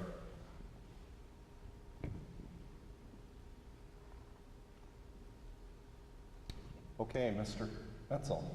All right, Carrie Metzel, principal of Red Beetle. Some of our discussions around safety and hygiene, and I just want to share some of our thoughts and things that we plan to do. Hand hygiene instruction would be in all classrooms. We would have scheduled hand washing times throughout the day, much more increased. For example, if students are going out for recess, that they would wash their hands before going out on their way back in. We always have done before lunch, but we would be doing before and after lunch. So having multiple times during the day where we have scheduled hand washing times. In addition to that, having hand sanitizer in all classrooms. And I was just in our building this afternoon for a few hours and walking around with our custodians, talking about where hand sanitizers would be placed on the entrances to the building. We have about 6 entrances at Beetle, and we're talking about placement for that. So having hand sanitizers when you come into the building, talking about signage and healthy practices, and whether that would be our school nurses or our teachers that would be delivering that. Either way, students would be getting some knowledge about that, and if masks are mandatory or just recommended, I think there needs to be education about how you wear a mask and what things you do to contaminate it. And so we've talked a lot about educating our students and our staff about those things. Not all schools have done this in the past, but water bottles would be encouraged. We encourage students to bring water bottles, so we're limiting touches on water fountains. Within the classroom, you know, when we've walked around and tried to social distance, having desks 6 feet apart is probably not going to happen with a full classroom, but we can have modified layouts where we're maybe not potting our desks together and facing children towards each other. So we can space out our rooms as much as possible, and then the use of desk shields, which Dr. Kindle alluded to. Limiting or not having assemblies, combined classroom activities, field trips, those things for the time being, so we can keep our numbers, and if we had to contact trace, we would know where our students were and who they were with. When we talk about lunches and recesses, distancing our students more, whether that would be eating in the classroom or having a different schedule in our lunchroom where maybe we're bringing half the amount of students, and instead of sitting 12 to a table, we're sitting 4 to a table, and they're all facing, you know, the same way. And with recesses, looking at reducing the number of students. Each one of our playgrounds is different at the elementary schools, so what might work for Webster School might be a little bit different for Beetle. But working on limiting the amount of students that our kids come in contact with, and then having markings in our school for traffic flow. You know, if we put a piece of tape down on the floor, kids will know to walk on that line when they're going some direction, and then a different color for going the other direction, and just trying to separate students when they do move throughout the building. Within the classroom, we know that manipulatives are a great way to learn, but working on individualizing those instead of having tubs that are shared tubs, using Ziploc bags and individualizing those manipulatives for the students, and items that do have to be shared, sanitizing those, whether that would be center things or technology. So if things are having to be shared, then we would sanitize after use. And then something that I'm excited about is we would have additional custodial help in our building this year. For my 14 years at Beetle, we've never had a custodian in the afternoon. They've been gone from 1 to 3. So it's been the teachers and the secretary and myself that have done cleanup. And I think with the additional cleaning that needs to be done this year, and those things, we would have a custodian available all the time. And they would be cleaning high-touch areas, they'd be cleaning the playgrounds, they'd be cleaning classrooms, lunchrooms, and they would be very, very busy. So that was some of our conversations within our groups and ways that we were trying to make the school safe. We'll open it up for questions for Mr. Bitzel.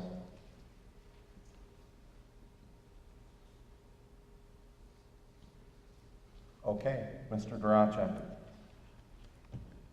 Hello, Todd Duracek, principal at the Yankton Middle School. Just want to cover a few key points of what we've talked about within our groups and how middle school learning is going to look for the next school year. We really took a lot of pride in our schedule where students have a lot of opportunities, and we want to continue to do that. However, with the possibilities of an alternate day or online learning and so forth, or even within many different scenarios as all of you talked through tonight, you know, we really talked about having to make sure that we have a schedule in place for our students and our teachers to be assigned to a teacher, and that they're able to work directly with that teacher. So we're going to have a new schedule format, and then we're going to utilize some teaming where there's going to be 18 to 22 kids assigned to a homeroom teacher. There's many different scenarios that we can use with that. There's 5 teachers then on that team, so there's about 125 kids on a team. A student would rotate through those classes, your 4 core classes and an exploratory class, offering many of the things that we've already and that we have been doing. So we're really looking at making sure that we're able to offer everything that we've done before, but also making sure that no matter what situation that we have, we're able to continue with and not interrupt our education process. The big thing with our scheduling or our teaming and with that homeroom teacher is it's, you know, at the middle school level, a student could see a teacher, 8 different teachers throughout the day within our scheduling. And sometimes that's very hard for a middle schooler, so we've minimized some of those things, and we've kind of broke those things down into smaller numbers so that teachers can be accountable for a smaller group of kids and to be working throughout the day. One thing that we're going to also implement, and a lot of our teachers have done this already, but it's going to be throughout the whole, within every classroom, is utilize the Google Classroom for our students and as well as for our parents. Our parents are going to be able to log on and they can see what their child is doing, how they're doing, what the lessons are as well. There's going to be recorded lessons. Those lessons will have the daily objectives and classroom instructions with them. So no matter what scenario that we're in, or a student has, or it's individual, that the students will be able to access their education and access their teachers and access the content that they need. A couple things that we're also looking at with some student safety, you know, we're going to be flexible with some of these things, but we may not have assigned a student locker at the beginning of the school year. They might be carrying backpacks into the classroom. It could be where they have a water bottle within their backpack, and they're moving from that they're mobilized in one classroom throughout the day where teachers can come to them, or they can rotate to other classrooms. You know, and a lot of those things that we've talked about are really depending on where we're at within the situation with this pandemic. So our other area that we're doing is, you know, we want to meet the needs no matter what that scenario is. So, you know, there could be lunch in the classrooms. We have those possibilities that it could be staying in one classroom again throughout the day. There might be times when they're passing that everybody has to go with one direction and so forth within the passing times, if we can pass and so forth. So those are a lot of things that we'll implement. The thing that I'm most proud of, I would say, is that no matter what the situation is, or no matter where we're at within our scheduling and within our education, we're going to be able to adapt, and we're going to be able to do it. And there's not necessarily a playbook that we're going to go and look at and say this is how it is, but we're going to be able to adapt and continue with that education that we want to be doing and so forth, whether it's an online, an alternate day, or we have students in our classrooms each and every day. So that's where we're at with the middle school, and I'd open it up to any questions.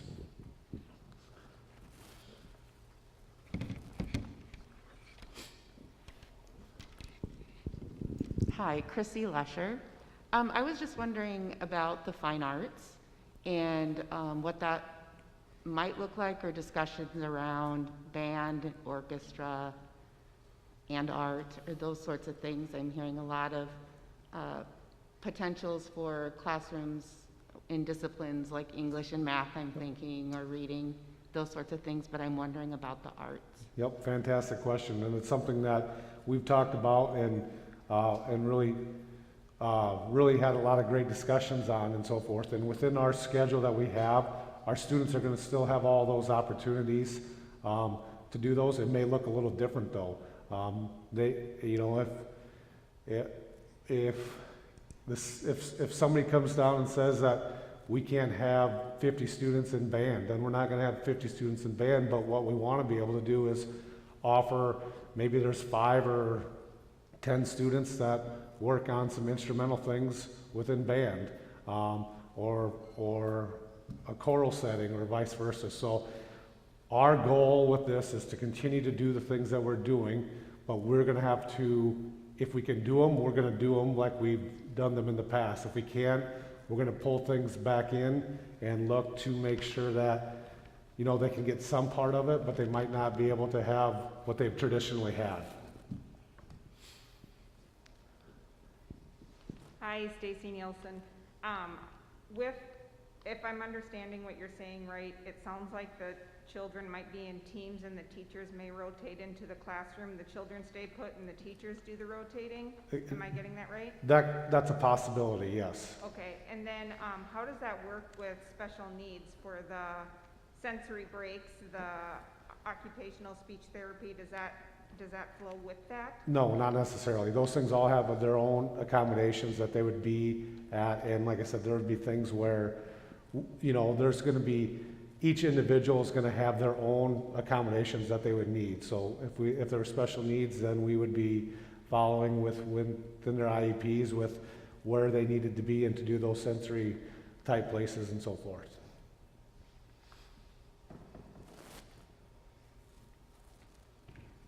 Kathy, did you want to comment any more about that as SPED director? Well, we're not all sure how everything's going to look like, you know, because it all is individualized. But I want to make sure that everyone knows that we will be working closely with the parents on a number of things, including all the health, the safety precautions. I mean, there are sensory issues, like you said, but the services will still be provided.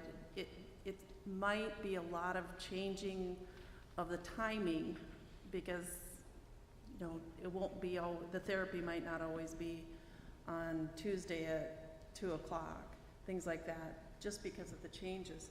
But as far as sensory breaks, things like that, definitely those can be built into the schedule.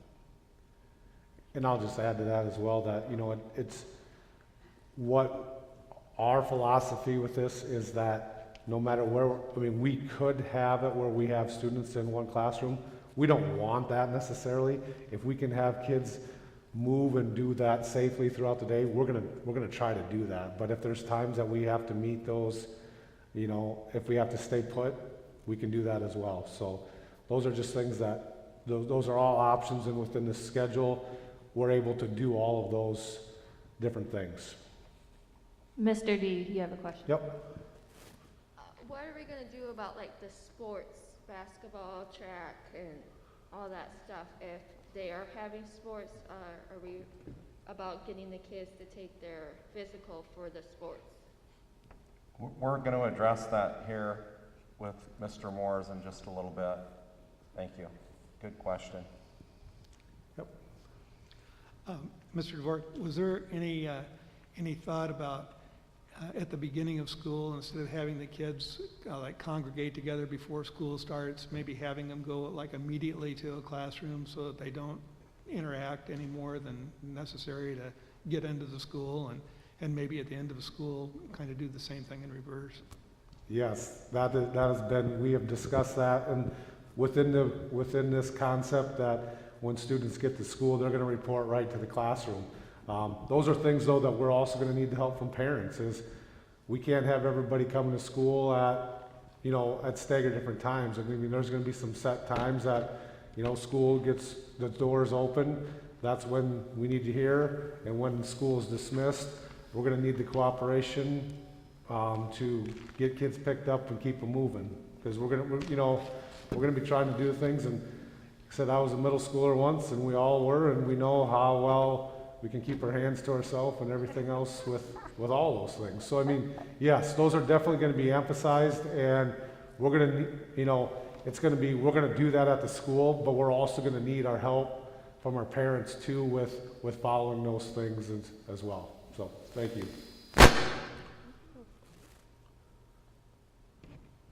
Okay, Dr. Jockey. Good evening, Jennifer Johnke, principal at Yankton High School, and a lot of what's already been hit on is also true at the high school. We will also be utilizing Google Classroom across the board, and students will be accessing that from the beginning of the school year. I know a lot of our students at the high school are already familiar with Google Classroom, both from coming from the middle school and already utilizing it at the high school.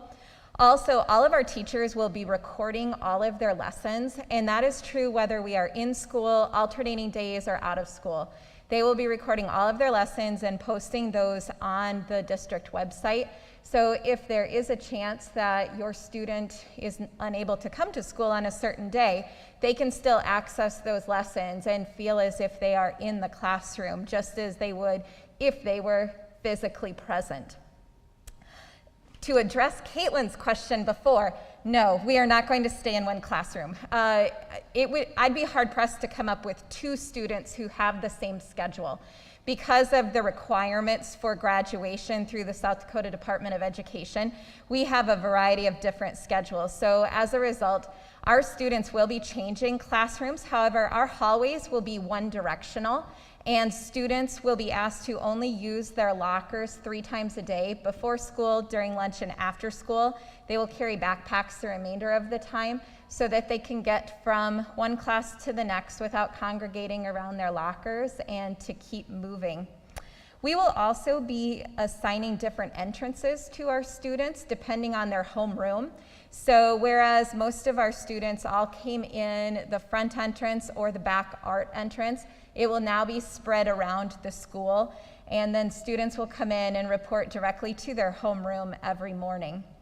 For lunch, we will be able to come up with a schedule where approximately half of the students will eat A lunch and C lunch in the commons, where the other half will eat in their classroom, and there will be a schedule set up on that so that we are able to have the students in the commons but still socially distance them in a safe manner. B lunch, the numbers are low enough where we can adequately spread out the students and not have to worry about our numbers.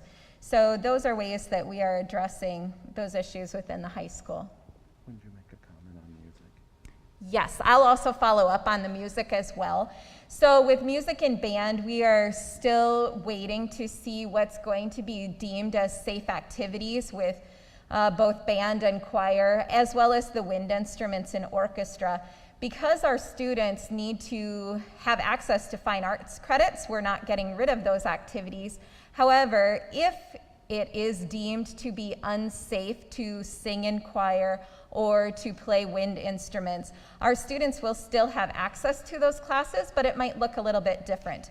We might be studying genres of music or history of music, music theory, or perhaps all percussion. So those are some things that we are going to examine if it comes back that we are unable to offer band, choir, and orchestra in the traditional method. Questions for me?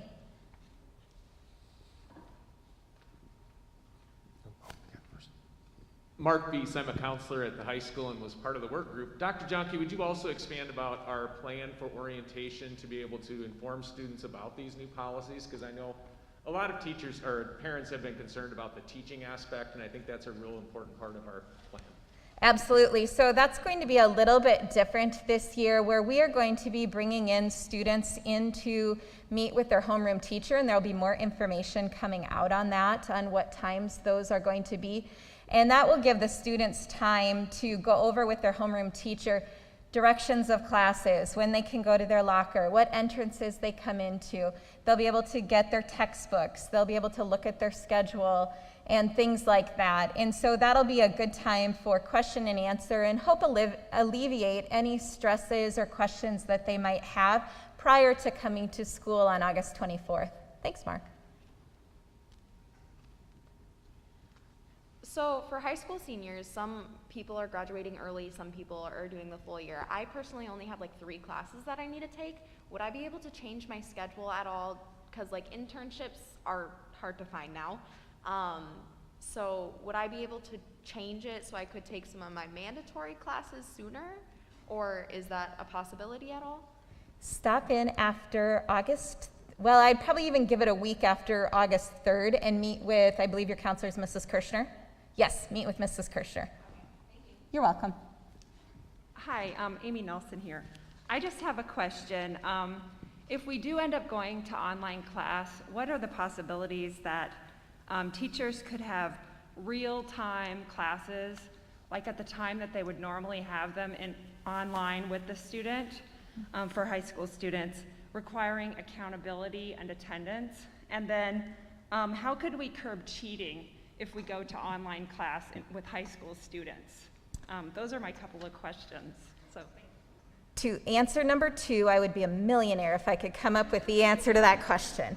However, we just encourage our students to use academic honesty when they are working on their work outside of the classroom. As far as real-time classes, that actually came up in our work group as a discussion. Our concern, however, was if we mandated at 9:07 every day, you have to be in pre-calc, and there was only 1 device in a household, or maybe even 2, and there were 3 students, that would become a hardship for some families.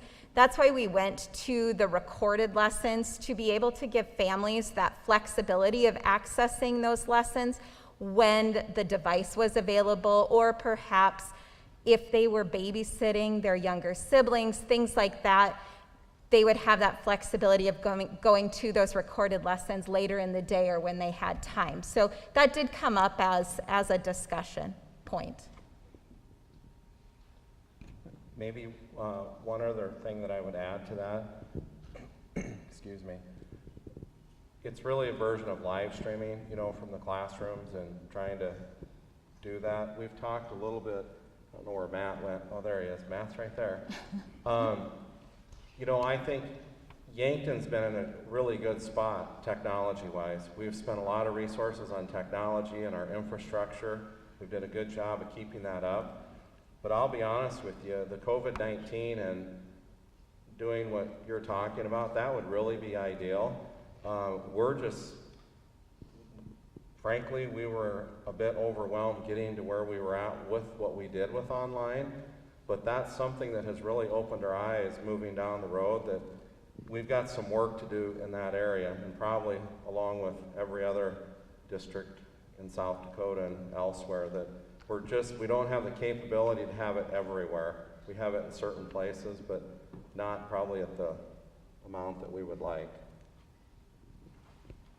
Very quickly, sorry I've got to leave, but I've got an appointment that I've got to go to. I just want to make one comment to parents here. I've been an educator for 38 years, 30 years in the Yankton School District. I have never been more proud and thankful for the administration for the input that was allowed for teachers to be able to be part of this and an integral part of it. The work group that I was part of was fantastic. So I want to assure parents that number one, administration and staff in this district are going to work extremely hard to impact your students. So I think you can be assured that, and I was extremely proud and thankful.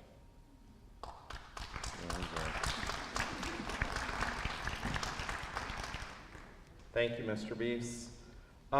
So our next topic here is going to be our technology online learning piece with Dr. Olson. I know she made some comments. Anything else that you want to add to what you said earlier? Yeah, thank you, Dr. Kindle. This is Heather Olson. I'm assistant principal at the middle school. Just to kind of piggyback what everybody has been talking about, some other things too that we've been working on is internet access to families. there's a lot of families that took that survey in the spring, which helped us out a lot to understand who has access to electronics and whatnot.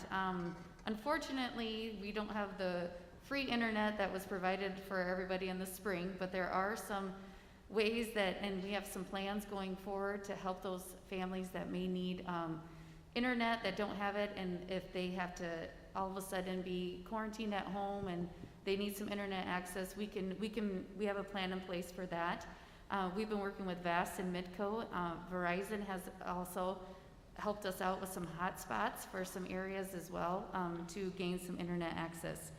Another thing that we found out in the spring was when we checked out some Chromebooks, there might have been some issues with families with multiple children. I don't know about you, but my children at home fight over electronics constantly, and so that was an issue, and that's what we have a plan in place again for that, for checking out for students that or families that have multiple students, that they can have more than one device in their household. So I think that's a great plan going forward. Another thing is, Matt allowed me to touch this, so this is really cool. This is how to clean the Chromebooks, because obviously if you have any other, I can demonstrate in yours, thank you. Obviously, any other chemicals are harsh on electronics, so this is it's called a UV light cleaner. Oh, I think it's supposed to, ooh, there we go. Okay, so basically you just go across your keyboard and it disinfects the Chromebook. So isn't that kind of cool? So the teachers will have access to that. So if there's Chromebooks that are being used in the classroom, that we can clean everything accordingly for that. And the last thing I did talk about a little bit was training for the teachers. I do want to add a couple of things too.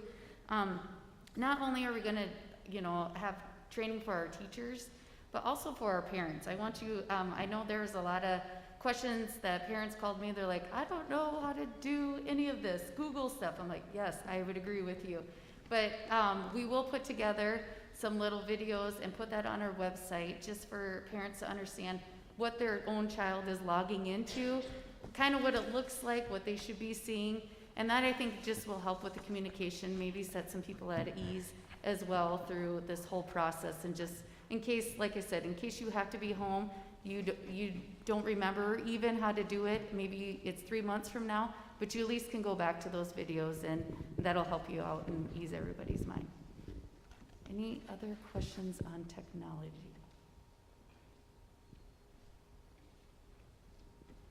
Okay, so with the live streaming video part of the technology, it would be live streamed, right?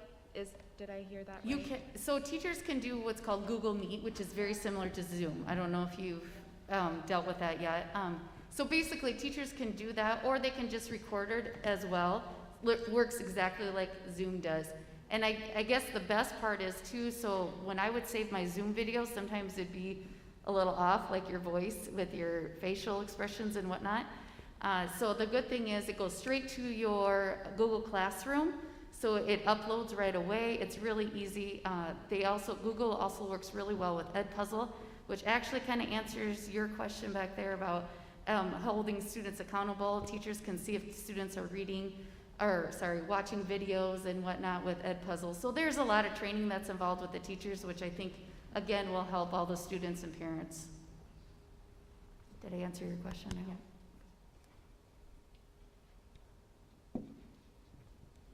Okay, we are going to move on to health safety with Mrs. Wagner.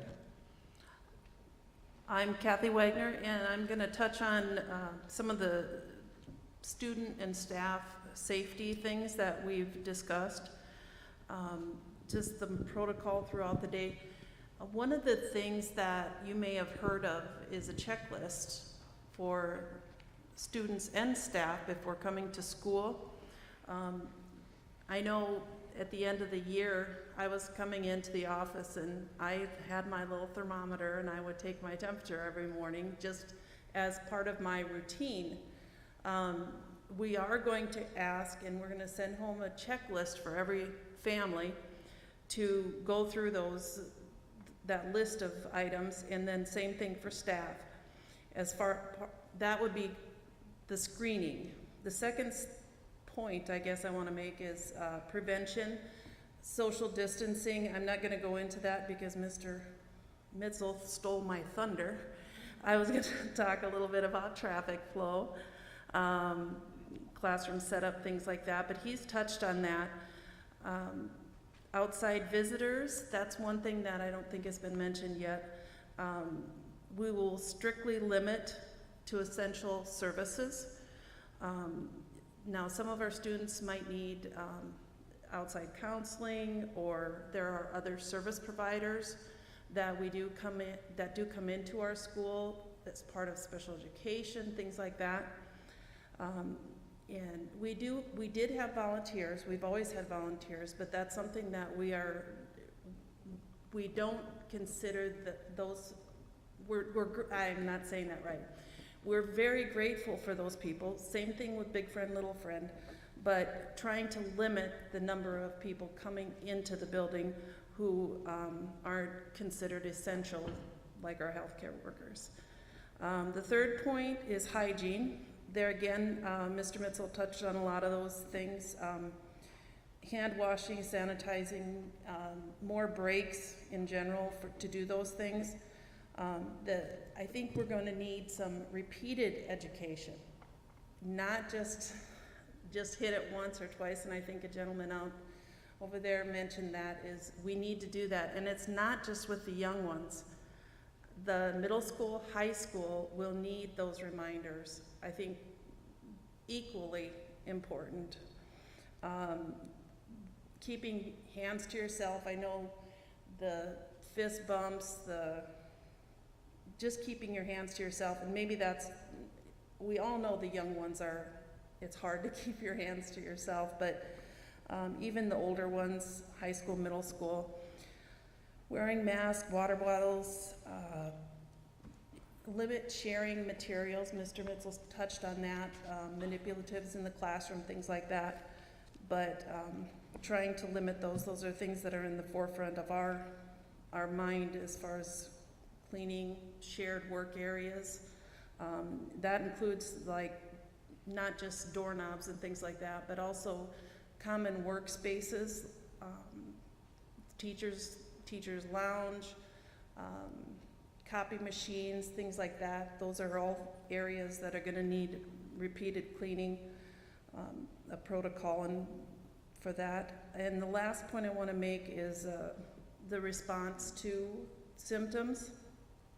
If an employee or a student would develop a fever or is exhibiting any of the symptoms for COVID while at school, the teacher would notify the office so that the secretary or the school nurse would know and be aware of that student coming to the office.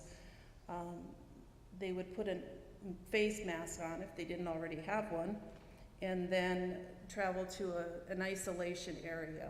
So every building will have an area within their school where students or staff who might be exhibiting symptoms can go until they can be picked up and taken home. They will be required to leave school and go home, contact a medical provider just to take the next step of whatever is required. So, any questions?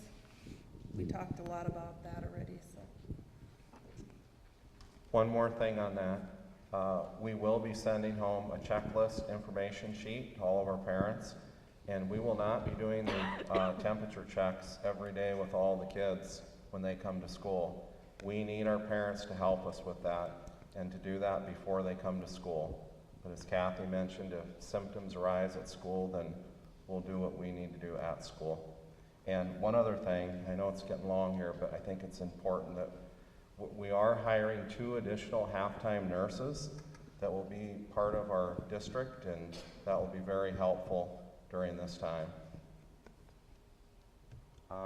Next is Mrs. Wright, Mental Wellness. Hi everyone, I'm Andrea Wright. I'm a school counselor at Stewart Elementary, and I'm also the head of the district counseling department.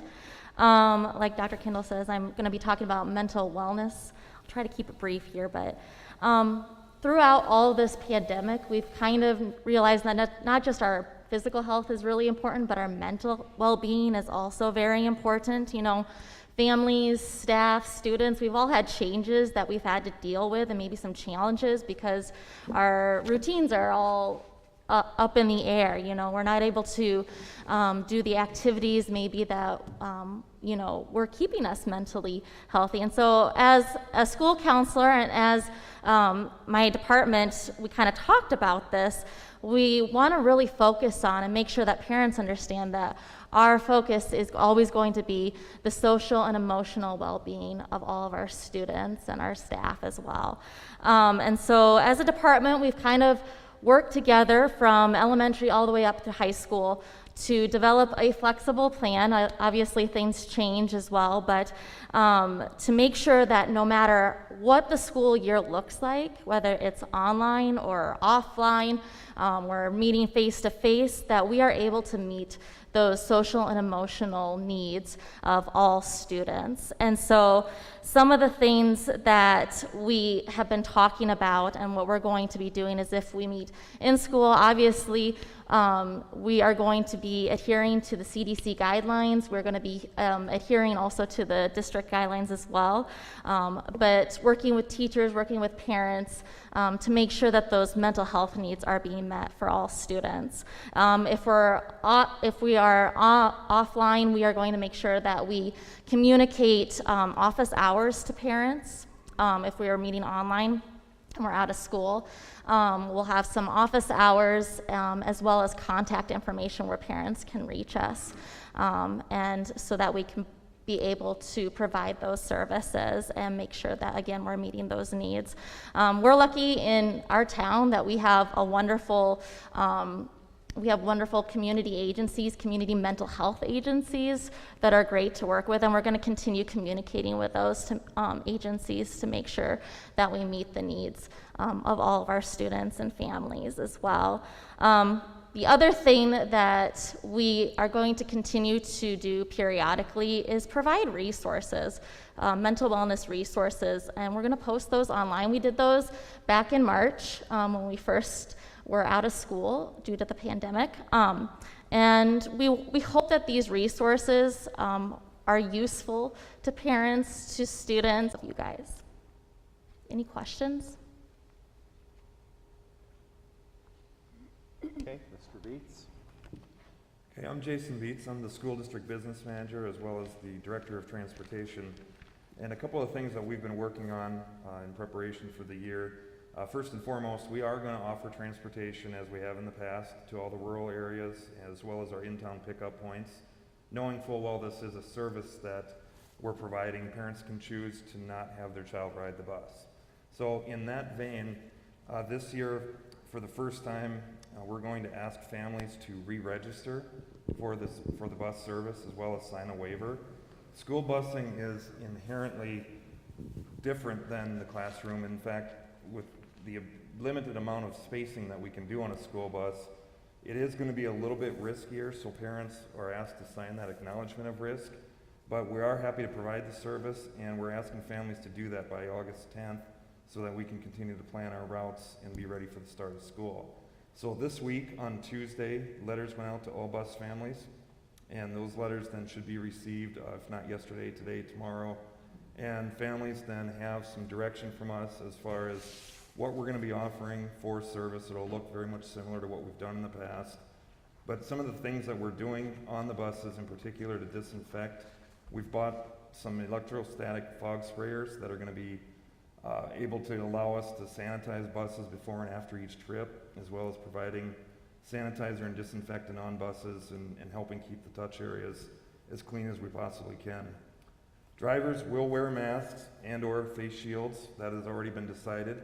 And of course, the question then that looms with students wearing masks. At this point, we're highly encouraging that on buses.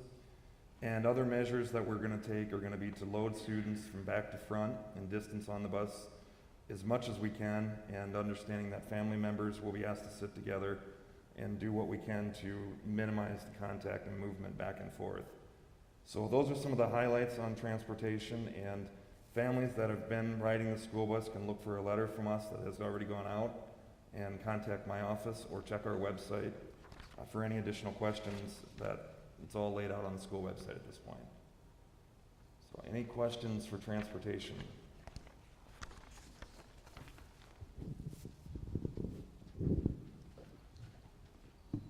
We do have a question back there.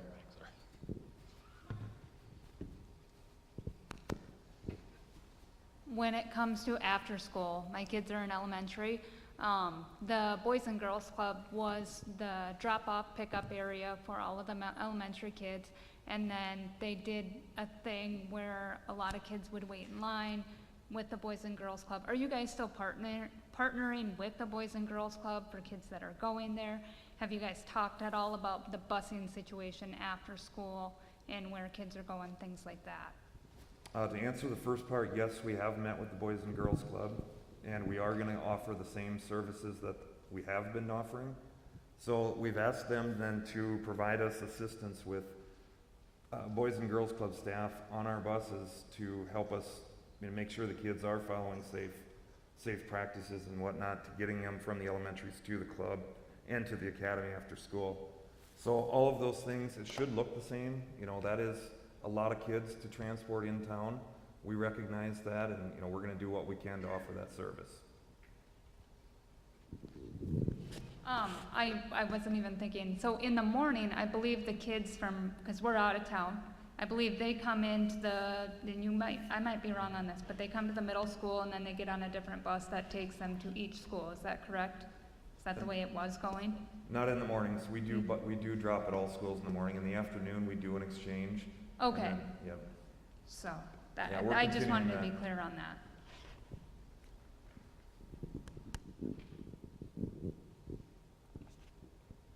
Okay, we are now with Mr. Volness, Buildings and Grounds. Derek Volness, Buildings and Grounds. A lot of the things that I have already been touched on by others. Carrie had mentioned about the custodial being available during the day. That's going to be a big part for us, that we're going to make sure that we have those custodians in the schools during the day to do that work, the touching of the high-touch areas, cleaning, disinfecting. Jason mentioned that we have these new electrostatic sprayers that we're going to be using. We have those in the schools as well, so the custodians will use those, helping to speed up some of these processes so they can go into a bathroom, they can go into a theater after there's been a lot of people, spray, walk away, it's been disinfected. Another big part for us will be having a plan to make sure that we have all the supplies that we need. And I've been working on that to make sure that we have all the disinfectants, the products, that we have them now, and we're not waiting until after the fact when we need them to try to order them. And we have a good supply now, so we're just building on top of that. Carrie had mentioned that the hand sanitizer stations, we've put those in all the schools, so every school has those. They're going to be at entrances and other high traffic areas. Of course, we still are focusing on the hand washing. And that's pretty much all I have in the buildings. Questions?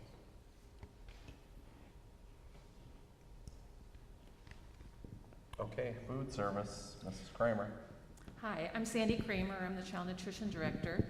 And for the food service, we've put together about 3 different kinds of plans for feeding students breakfast and lunch. One will be eating in the classroom, or eating in the cafeteria, or cafeteria and the classroom, using both to divide up the numbers. But no matter which one we are using, we plan to space the kids out, as Mr. Mitchell, I think, and one of the other teachers mentioned about so many allowing at a table. It might be different plans for the different meals. Breakfast usually has less kids, so maybe they'll be able to go into the cafeteria, and where lunch, we obviously serve more students. And also the plans might change during the year depending on the scenarios. Things get better or get worse, we might go back and forth. But I will be working with each principal to come up with the best plan for each school. As you heard also tonight, every school is a little different, especially when you come to the age of the kids. We're going to have more packaged items and disposable items such as disposable trays, a little or no touch service where we are serving them and giving them more prepared meals, No salad bars, no self-service, where utensils will be used or shared. There will be less choices during the mealtime. And usually, this has been a highlight of an elementary student having their parents come and eat with them during the school day or for lunch or breakfast, and that'll have to be postponed for a while. On August 24th, or whatever day we come back to school, we're going to go back to the National School Lunch Program. Feeding kids presently, like we are now with our Grab and Go, we're under the summer food guidelines, and which means if we go back to the National School Lunch, we will be charging for meals like we have in the past. And we really encourage students to use our online free and reduced application. It's on the Yankton School District website, and try to get that done before school starts. If a student chooses to study at home or do online lessons, and they're enrolled in the school, we can offer meals for them to be picked up. They would have to or they can try to qualify for the free and reduced program, or they can pay the student full price for a meal. We are hoping, because it is an act of Congress, to consider passing a waiver for us to stay under the summer food guidelines for the 2021 school year, which would be allowed no cost to meals. So if you know a congressman, contact them. That would be really nice. But we're going to do everything we possibly can to keep kids safe and our staff safe during the school day. Is there any questions? I know everybody's getting hungry, so they probably want to go home. Thank you, Sandy. And Mr. Moores, our last area. Hi, I'm Ryan Moores. I'm the Activities Director. We actually started our return to play reopening plan back in June. When activities were canceled and school closed, activities directors and the South Dakota High School Activities Association worked together along with feedback from our coaches on how we can return to activities for the summer months. So the vast majority of our coaches are currently having open gym, open field, open run for our high school athletes. So it was a phased-in approach. We initially started back in June in phase 1, where we allowed our kids to only be in groups of 10, and that was indoors and outdoors, and they were not allowed to share any equipment such as basketballs, volleyballs, footballs, soccer balls, etc. And we did that for a 2.5, 3-week period up to the moratorium, which the Activities Association has, and that's July 1 through 7. And we successfully went the first 3 weeks with no problems. Our coaches and our kids all accepted the responsibility, and they did what we asked them to do. So after communicating with Dr. Piedla and Dr. Hiltonen over the moratorium, we went to phase 2, which we're currently in now. And phase 2 allows us to have 50 people in groups outside, and as long as they still work to maintain social distancing, they now can share equipment outside, but they cannot have any contact with each other or do any drills or activities that would cause contact. And our indoor activities are still only allowing groups of 10, but they are allowed to share equipment at this point in time. So during the summer months, the South Dakota High School Activities Association here over the past 6 weeks put together a task force of high school ADs, superintendents from different school districts, as well as high school principals. And they've been meeting here, like I said, the past 6 weeks to come up with a plan that they can share with the school districts on how you can return to normal activity here once the fall resumes. So they are having their final meeting tomorrow in Pierre, and then they are supposed to be sharing with us their recommendation and their guidance on how we can resume activities here once things get going again. And we are scheduled to start with our fall practices already on August 3rd. And our hope is that we can get back to some sense of normalcy where all of our kids can return to the activities that they love to participate in. So at this point, we're waiting for the guidance we get from the state, and then we will take that information and sit down administratively and put our plan together to match up with what the state tells us. And we also want to be on the same page as the other schools our size in the AA in the state, because when we go from community to community with our kids traveling for activities, we want to make sure that the consistency is across the board. It's the same in Mitchell as it is in Brookings, as it is in Yankton. So we want that to be as consistent as possible. So in the meanwhile, we are waiting for word from the state on how to move forward. Questions for me? One other comment that Mr. Moores and I talked about is that the activities might look different. I'm going to give you a quick example, one example. Fall football at Crane Youngworth, it might not be 4,000 people in a stadium. It might be the players, the coaches, and 4 tickets for each player. We don't know. That's not what we want. It's not ideal. But if that's what allows us to have an activity for the kids, then we're going to do what we need to do along with the other schools, and we'll live stream it, because we have the capability in a couple of areas to do that. So I just want to make sure that people know that it just might not be the same. Is that fair? That is a good comment, yes. And I would answer the other question. Somebody asked about physicals. In the Yankton School District, we require our student athletes to get physicals when they are a 7th grader and when they are a sophomore. Some schools require it annually. Some schools require it every other year. So the South Dakota High School Activities Association back in late May came out and said school districts who require physicals every year do not have to have, if a kid had a physical as a 7th grader or as a 10th grader, they do not need to get another physical for this year for that sake. However, that doesn't affect us at all because we require 7th graders and 10th graders to get physicals. So if you have a child in either one of those grades, they still will be required to have their physical just like they always do. And every other grade level, 8, 9, 11, and 12, they do recertifications every year where parents fill out the paperwork, and we now have an online form for that. So nothing changes for the Yankton School District with physicals. Okay, we are going to close the meeting. Our board president will come up. While she's coming up, I just want to make one last comment, and that is thank you for all of your input tonight. You had really good questions.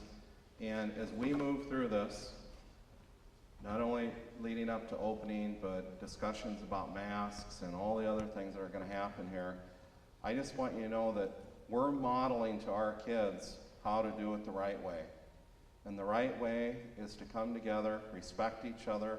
We can agree to disagree, but the bottom line is everybody in this room and those that are listening on live stream, our most important thing that we're dealing with here is the safety and the well-being of our kids and our staff.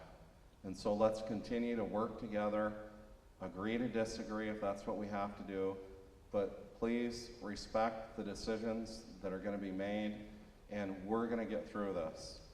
Thank you for coming tonight. Sorry, we have a question here.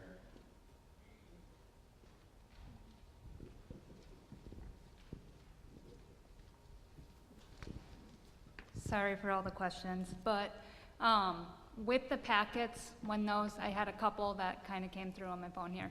With the packets and the grade school, when they're not in session and the turn-in of the packets, will they be graded? And how are they doing that? Is that by school, or is that going to be the same for each elementary, the same for the middle school? That wasn't very, like will they lose their points if they can't get their packets in on time because the parents don't have time because they're working? So one of the things that we had discussed in our work groups was having like a drop box.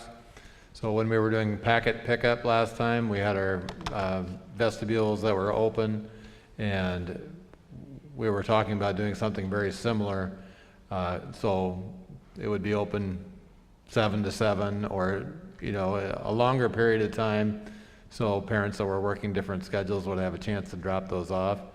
And yes, they would be graded. There would be feedback on those. And our teachers were working on scope and sequence and having similar things going on in all 3rd grade classrooms across the district.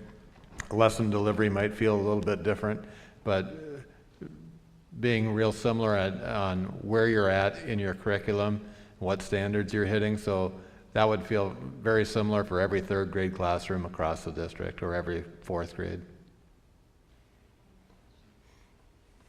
When it comes to bringing stuff from outside into the school, say bringing school lunches, not if your child wants to bring a sack lunch, has there been any discussion about not bringing sack lunches and making them have the school lunches? Any thoughts on that, or any discussion about that?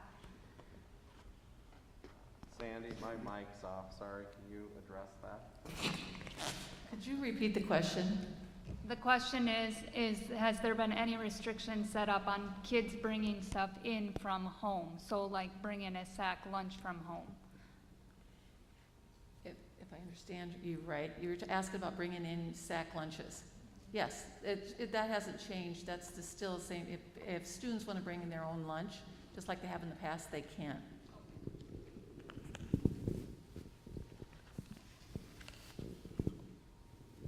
Okay. I want to echo Wayne's thoughts on just the appreciation for everybody's input, your time and energy you've spent during this meeting, whether you're here in the theater or you're at home watching it live. We appreciate your interest and any feedback that you've given us. Again, it's definitely a fluid process, and so there'll be much work done by this administrative team in the ongoing weeks as we prepare to open up school. So we'll move on to agenda number 5, public comment. And this is the public comment that you are to talk to our business manager prior to coming. And as I understand, Jason, we had no public comment. Nobody signed up. So we'll move on to our last order of business, which is adjournment. We have a motion and a second. Do we have any discussion? Okay, all those in favor of adjournment signify by aye. Those opposed, same sign. Motion carries. We are adjourned. Thank you.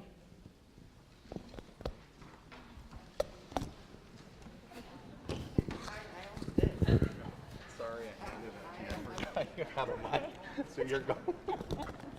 I'm sorry.